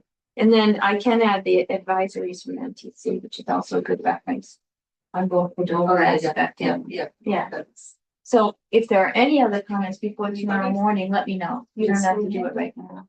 Yeah, I didn't thoroughly read it, but I will read it and get back to you. Either way, first thing in the morning, if Okay. that works. Yeah. Mr. Murray? No, thank you. I don't have any comments. I'll hold until you text me or email me one way or another. I'm all set. Yeah, I'll text you. So the next item on the agenda is a discussion item. Subdivision rules and regulations. And this is Alan, so I don't think there's anything on this. No, we did meet and we are working on a punch list of A&R items that are documented in this. So here's progress. Okay. Good. So in the rules and regs, will the A&R be clear what it is that you're looking at? It should be more defined. Okay. Exactly what we're looking for. Because I know anytime we get an A&R, I go to that A&R handbook and Yeah. read that, so that some of those things should be in the rules and regulations, so you don't have to Yeah. look at that every time. From the preliminary list that we've been working on, I can tell you more specific Good. requirements. Anything else on subdivision rules and regulations? No. On to another discussion item, 200 Turnpike Road, certificate of occupancy.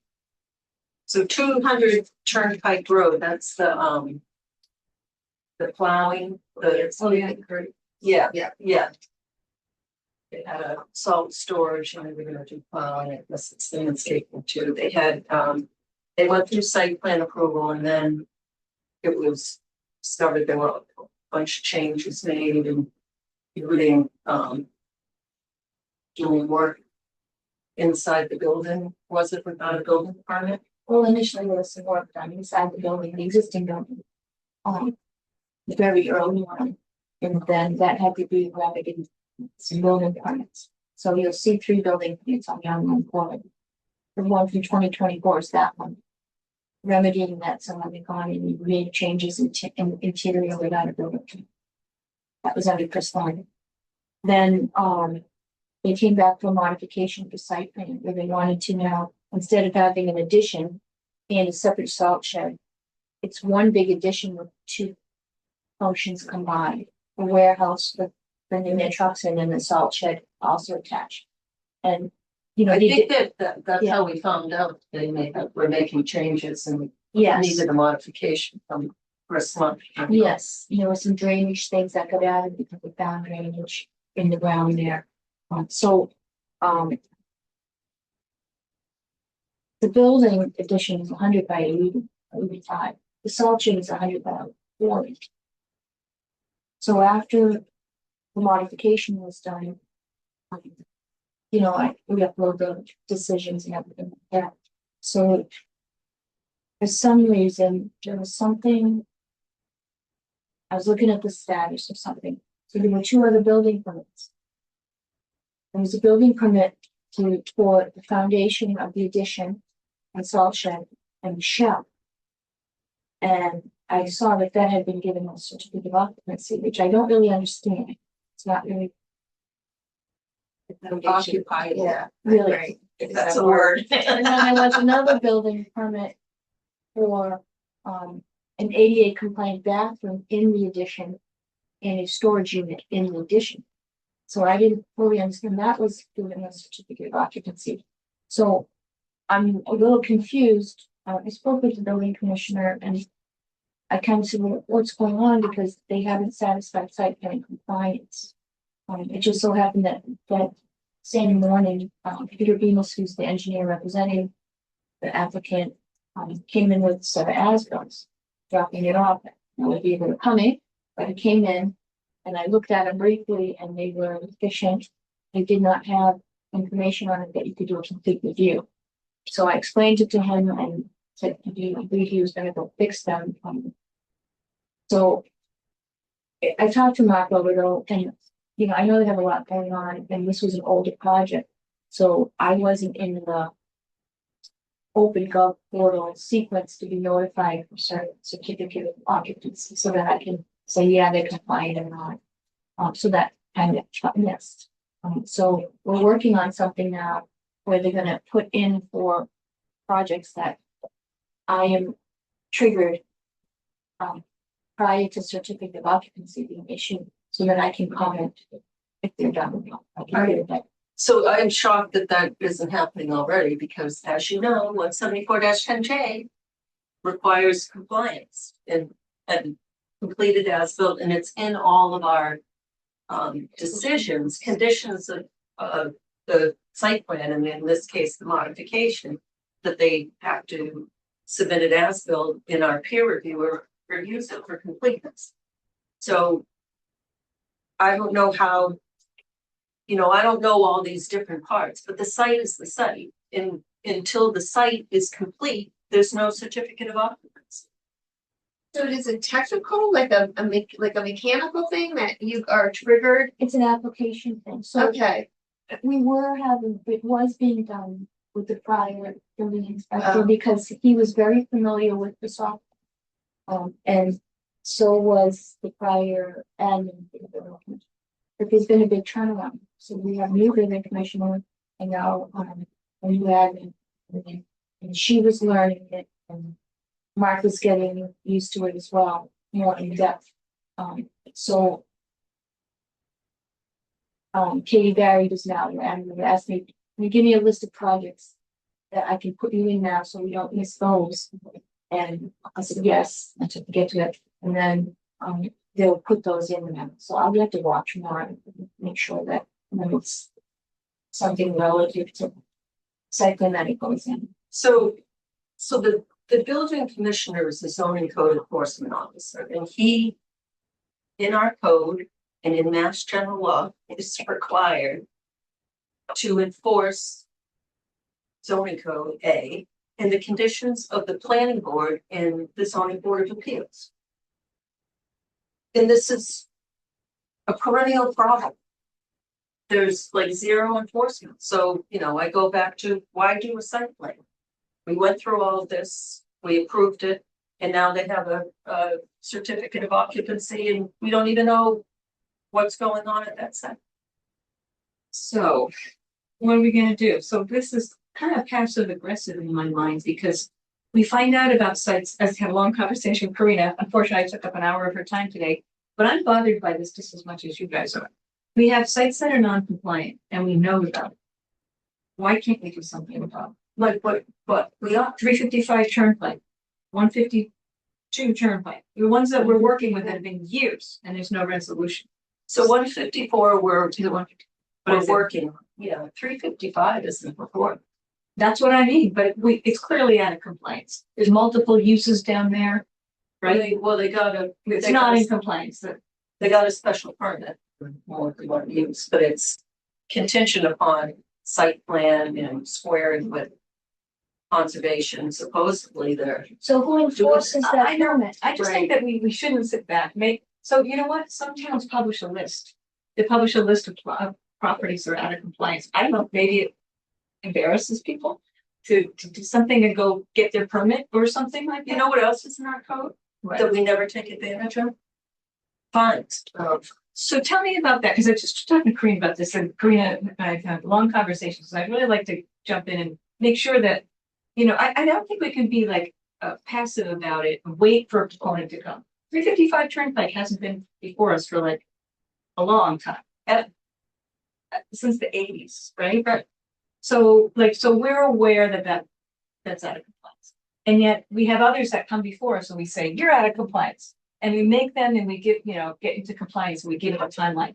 Why don't we give these guys a timeline? Why don't we send them a letter See, saying, the you're out of difference, compliance, you need to come see us in 20 days. the difference is, when we were talking, that the ones that have already been there, right, and have been there for years, and they've been doing this. Right. That's different from the ones that are newly in front of us with new projects that we're all aware of and working on. And we have some control over those because they're in the process right now. Well, let me find out more But about the the old fine. ones are, yeah, I wanna know too. The old Where is ones this? are not in the current process. So They're I- already done and now they're not. compliant. I think we should find out what other towns do, because of course, this isn't just Southborough. You know. I just think that it's a little bit passive to wait for years. And it comes down to what we were talking about earlier about if you don't do anything for 30 years and all of a sudden we decide that they're out of compliance. Yeah. To what degree do we have any enforcement if you're a new property owner? And it's a really good question. Yeah. Like, what can So, we do? well, so that actually, 355 should be in the hands of the zoning code enforcement officer. They have, so they came after the fact to get a special permit for more than one building in a lot, because it all started because they wanted to do car sales there. Yeah. And there was, But they have multiple uses and they have to come to the planning board.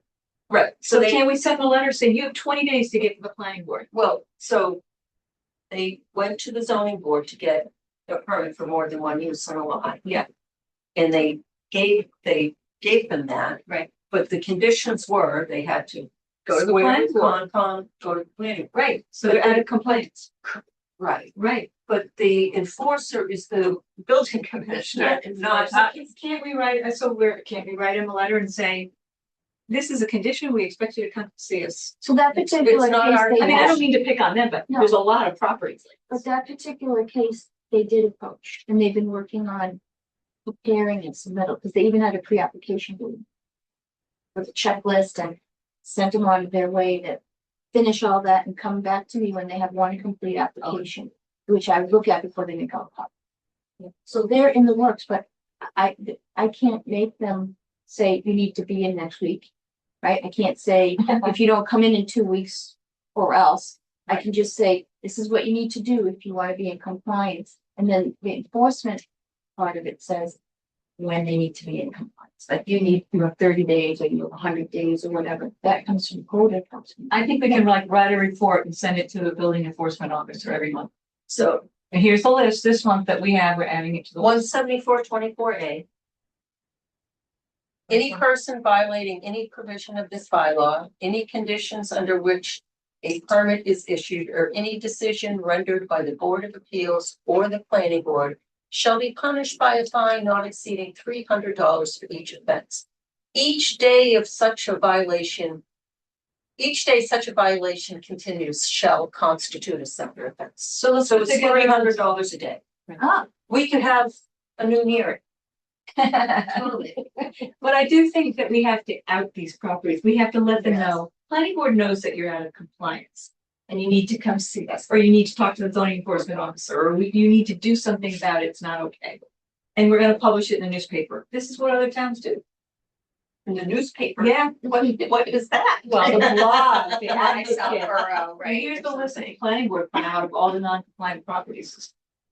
I don't think They it's a do. bad idea. I mean, I'm not saying we should do that. Right. Well, we need to get them to come before us because I feel like, and Karina and I talked about this like a lot today. Yes, there are ones that we know that are non-compliant like tonight, and we come and we seize on them and say, you've got 3 months. But the older ones that are really out of non-compliant, they're really non-compliant for a number of years, such as the 154 Turnpike. And they've been really making very little progress. And we do nothing, Because they're and not we in can't recent do anything projects. about it. They're not in recent site. See, the difference is when they're recent site, like. Right, out of sight, But out of they're, mind. but they're Yeah, still that's out of all it is. compliance. But they're still in the process of No, becoming. they're not. No, we have compliant. to be real about that. We Yeah. can't give one proponent 3-4 months and another one 3 years. We have to be real about that. Well, they They're were not not compliant doing with it. their first one. They were, what, non-compliant? 4042 Central Street was not compliant with their first site plan. That's It what has been triggered 3 to go years. in. The mitigation was the modification. I To mean, me, those are more egregious than this. This one, at least, you know, like, okay, they're both bad. they're all They've been different. out of compliance for 3 years. Wait, who are we talking about? Fayetteville Hall, 4042. Yeah, Oh, this- okay. that That has they to- okay. approved in 2023. But so now that we know about the salt shed, we should say, okay, I think we should make a list. Say, give it to zoning enforcement officer and say, here's our list this month. We expect something to be done about it. Planning board's gonna send them a letter. Say, please come see us. Or So- something, I'd be happy to So write what these should we, letters, let me so tell you. what should we do I don't about salt know. shed? Oh, salt shed, okay. So Okay. they got their CO, the full CO. Is that Well, correct? no. Well, it's a shell. I don't know what that means because the site is the site. There's one site. There's no occupancy. There's no occupancy permit sites. So there There is is. There is. for certain things, but it doesn't It's make, not clear. it doesn't make any sense because They need to come see. there's only one site. Yeah, so Mark basically said, it was my understanding that I only issued it for the shell. Like, it's not really a certificate of occupancy. And- Right, like in his explanation to you? But does that make any sense? There's No, one but site. even in his mind, he hasn't given them a certificate of occupancy. Oh, Well, Okay. it says Then they're not certificate of compliant. occupancy or, what was the term? Use, but it's for Use. certificate of For the shell occupancy. only, the building permit to do the interior fit out has not been issued a full CO, as I've not. And that's the Didn't know. 2024 building permit he's talking about. That was for the existing build out in the existing building renovations, not the addition. So that was the building permit that this didn't get a C of O is the existing building renovations that never had a building permit. That's the mitigation building permit that didn't get a CO yet, but they're in that building. So. And they feel like, and the applicant, I believe, feels that it was an office condo where right now we're doing office there. And I said, no, you're doing contractor facility use. You happen to have an office that's accessory to that because you use it for your office, but you're doing stuff there. Business, I think, and then. So what's occupying the shell?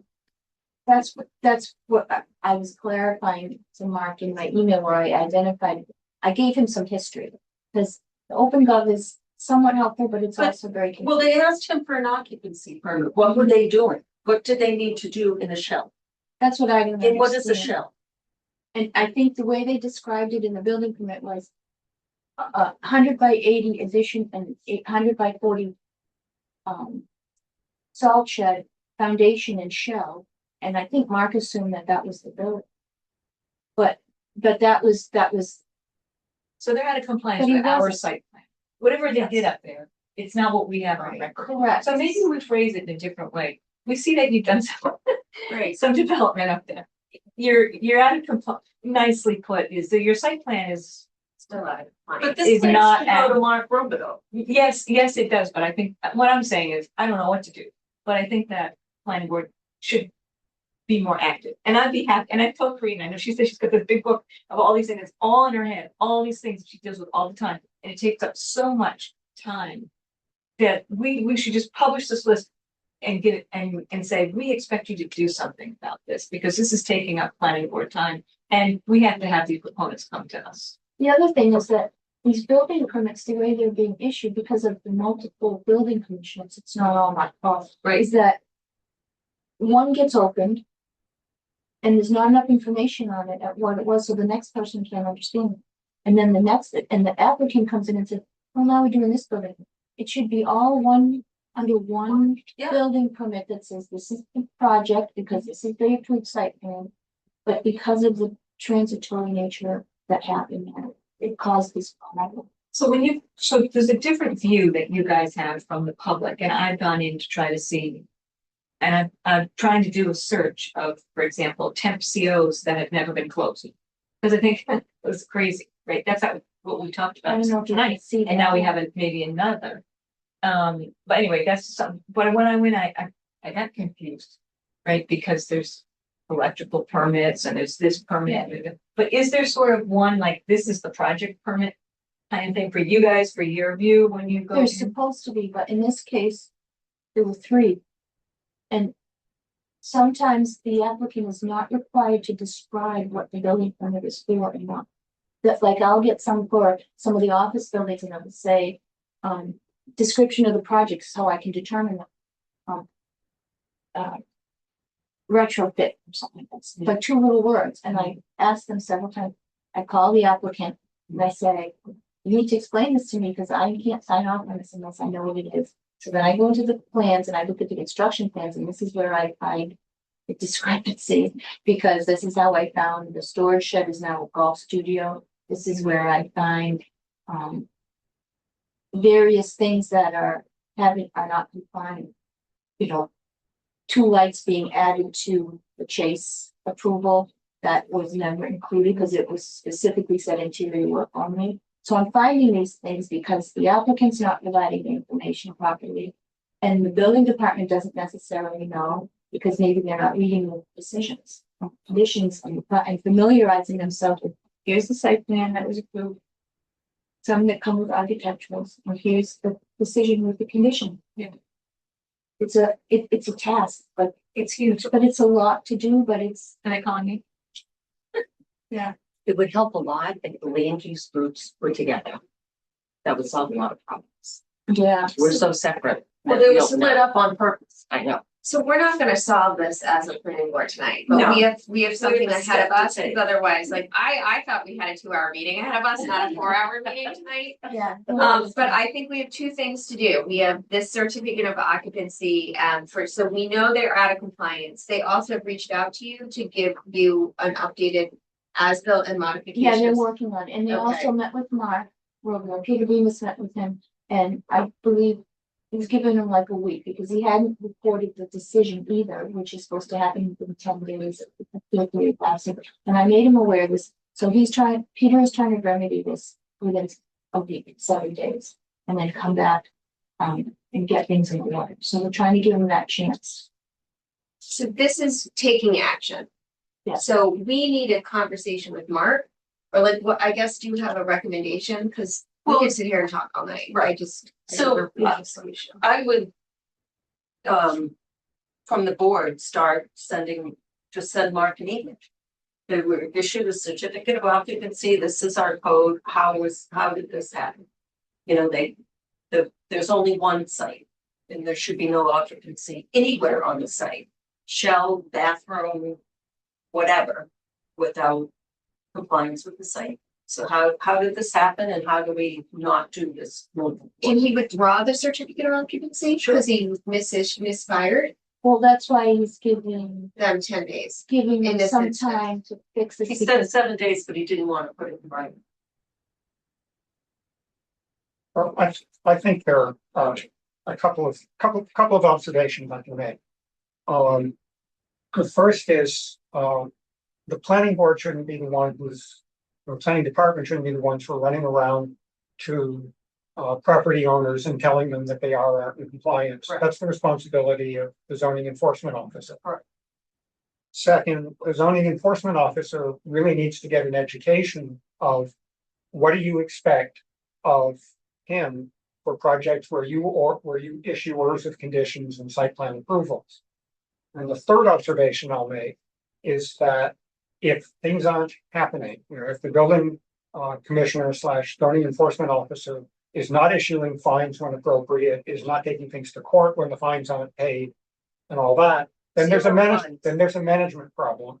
And the manager is Board of Selectmen. So if there are issues in that space, then it's a question of addressing them with the Board of Selectmen as you have an employee who we perceive is not doing what is required. I think that your current approach, where when things aren't being done, you try and jump in and fix them or address them directly with the property owner, is not going to be effective and it just adds confusion to the system. So I really think you need to look at it from those three perspectives. Well, I'm signing up to help. I would like to identify, I think we all know of like 5 to 10 sites in our head that are out of compliance. And I'm sure Karina has many more. I think we should, I'm happy to help. Because we can't put this on Karina and Colin. I don't think so. I mean, I'd like to So try to as make Tim some, said, we are not enforced. It's an education and but I awareness, think we though. should I add up. think our- We should just say, we know this and you know this. And we're expecting us all to work together as a team. And this is your job to do this. And here's a list of properties. We know they're out of compliance. We're expecting them to come see us. It's been 3 years. We'd like you to either issue a fine or remedy the situation. I think we can do that. I'd be happy to be honest. It's just we're just taking a hardline approach because that job is becoming Karina's job. Because Karina can't sign off in the system until something is right, and then there's concessions that are made and all kinds of crazy. Well, this things. didn't even come to her. Yeah. That's I mean, I crazy. think you're on the right track, but Okay. sort of the wrong order, All right. right? And I think the thing to do is to go to Mark and say, these are the rules of the road. This is what we expect. By the way, here are a couple of examples. There may be more you should go find. Right? And if things don't start happening, then you go to the Board of Selectmen and say, we have a building commissioner who doesn't seem to understand what's required. You know, can you get him the appropriate education, professional guidance, or whatever's required to make it happen? But I don't think you want to start by just saying, well, here's a bunch of things go look into. I think you have to start with, this is what we expect. Is that your understanding? And if not, why not? At least that's the way I manage employees. Yeah, I think that makes total sense. I think it's the question of who, how do we get Mark and the administrator support in a room? And it's almost like a brown bag lunch It's a workshop or workshop. You know, what our conditions, why we write our conditions, why they need enforcement. This is what we expect from the role that you play, and gain agreement to that. And here's the support, here are the supporting bylaws and rules and regulations and policies that support that. It's turned into a nightclub. I know, that's what I was just gonna say. It's It's like Yeah. an egg gonna fall from the ceiling. No, it Um, indicates that is there's a this the call red out for light? police and fire. I Oh, think it's something we can. I would agree. With the stakeholders. And Like, if Deb's willing to do it, I'm like, willing do you to help. want maybe Deb and you, Karina, because I think you're the Please do expert identify. on the system. And how to like where it impacts you, and then you could walk through the conditions or something. Sure. Yeah. Yeah. We'll try that. Yeah. Can you try and coordinate with Mark? Yes. And his assistant, and then just Yes. take that off our hands? Yeah. so no email to Mark on this. No. Okay. Right. Yeah. Marty, you might want to be there because you have the management skills and the people Mhm. skills. To get people to come together for Yeah. conversation. Good skill to have. I still don't think Mark likes me because of the lighting bylaw. Okay. Okay. All right, so that's that. Next item on the agenda. Planners report. All right, so quickly, the letter for 250 Turnpike 40B on the new submission, the planning board letter to DBA was submitted. And lab was distributed. Well, Mimi prepared it. I just was Copy the other one. being clear. They started to- Okay.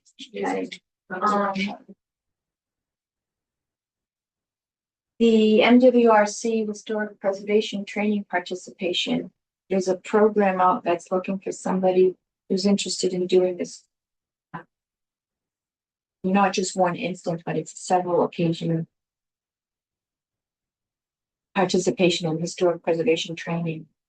I just. It's in May and in June. The email was sent to Grant because he was at that collaborative meeting and this was discussed. They have, so I don't know if they have, we can have 3 people per municipality. I don't know if anyone here would be interested in historic preservation training.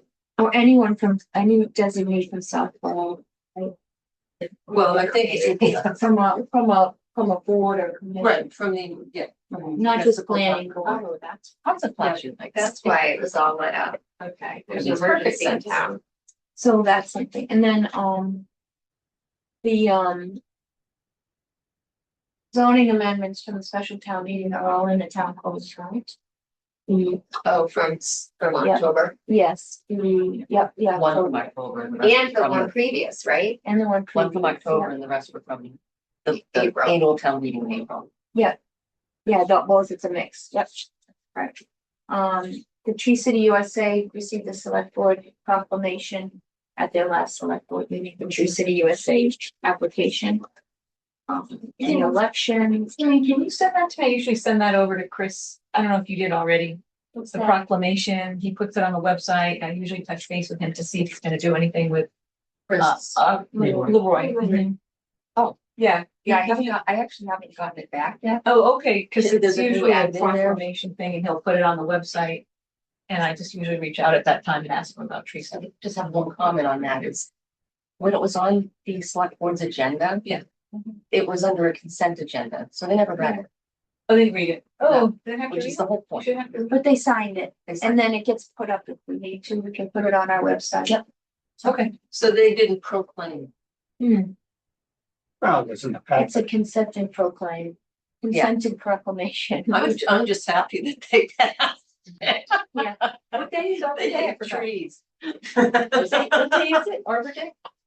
April The 21st or? The Wednesday, isn't it? Like April It's a 22nd? Friday. Oh, it's Usually Friday it's this a year? Friday. Okay. Maybe I I'm could be thinking wrong. birthday. Certainly look it up. So in the meantime, we are in receipt of 2 scenic road tree removals. One is for the 154 Turnpike non-compliance where that tree was cut down. So that's being reviewed right now by us. And then, DPW has a list of 5 or 6 trees that will be sending out as well. Just waiting for correct to the application. So the 154 will be on the 27th. That's the goal. Okay. If everything looks like it's in order, we'll check it. Okay, And so Chris will have to be available to have yes, a Yeah. consolidated hearing on the 27th. Can Can you, 27th, for the tree hearing for 154? That's not gonna be until at least May 11th. Oh, it's not gonna be on the we 27th? need, Yeah, we don't have time to advertise for that. Oh, no, you can if you do it you can do it, it doesn't have to be the same advertising as a Oh, regular public hearing, you know how we can do it, it has to be 2 yeah, consecutive it can be a Saturday and a Monday. Yeah, but not the. I'll read you the bylaw. yeah, but I've been telling Chris it was for the 11th. Oh, no, the goal was to have it for the next, continued hearing for the 27th, but we'll figure that out. So if Okay. if it's, the application's complete, if you can, so with zoning, it is a longer time that you have to have it. Oh, But yeah, for so you do this, the for Monday. this, it can be a Saturday and then the following Monday. Okay. Yeah, because All right, Tammy let me had put it recheck in the different, dates. we can check, but worst case, I'm sure that 154 will likely continue the May 11th. Because it's April 27th is when they will continue to, they skipped this one. My guess is it'll go into the meeting at least, and then the tree can be, worst case, the tree hearing can be on the 11th. So just whenever the tree hearing is, we want to discuss imminent hazard with Chris also, just give him a heads up on me. Okay.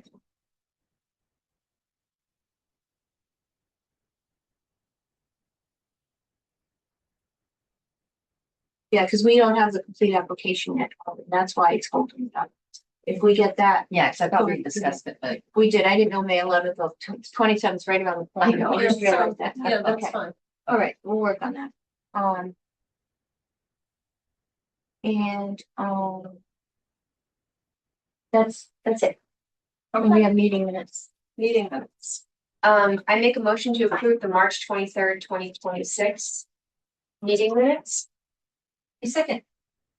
One little thing. Line 103. It says covered trees instead of covered tees, like golf tees. Oh. Just tea instead of Line trees. 103? Yeah.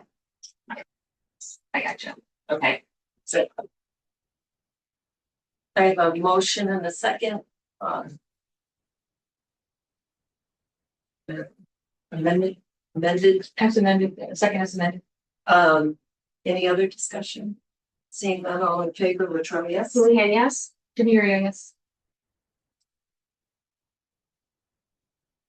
I don't think you can approve the executive Yes, we session. can. So we And can, as long as you don't discuss them. yeah, we don't Just discuss As long as you it. don't talk about it, Okay.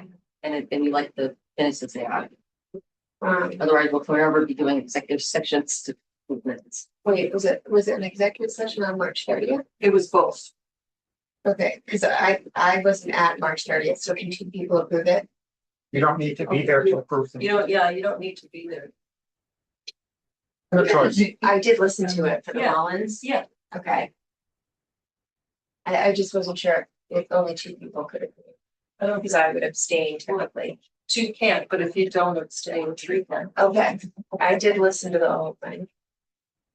Okay, I make a motion to approve the March 30th, 2026 meeting minutes. I second. I have a motion and a second, any further discussion?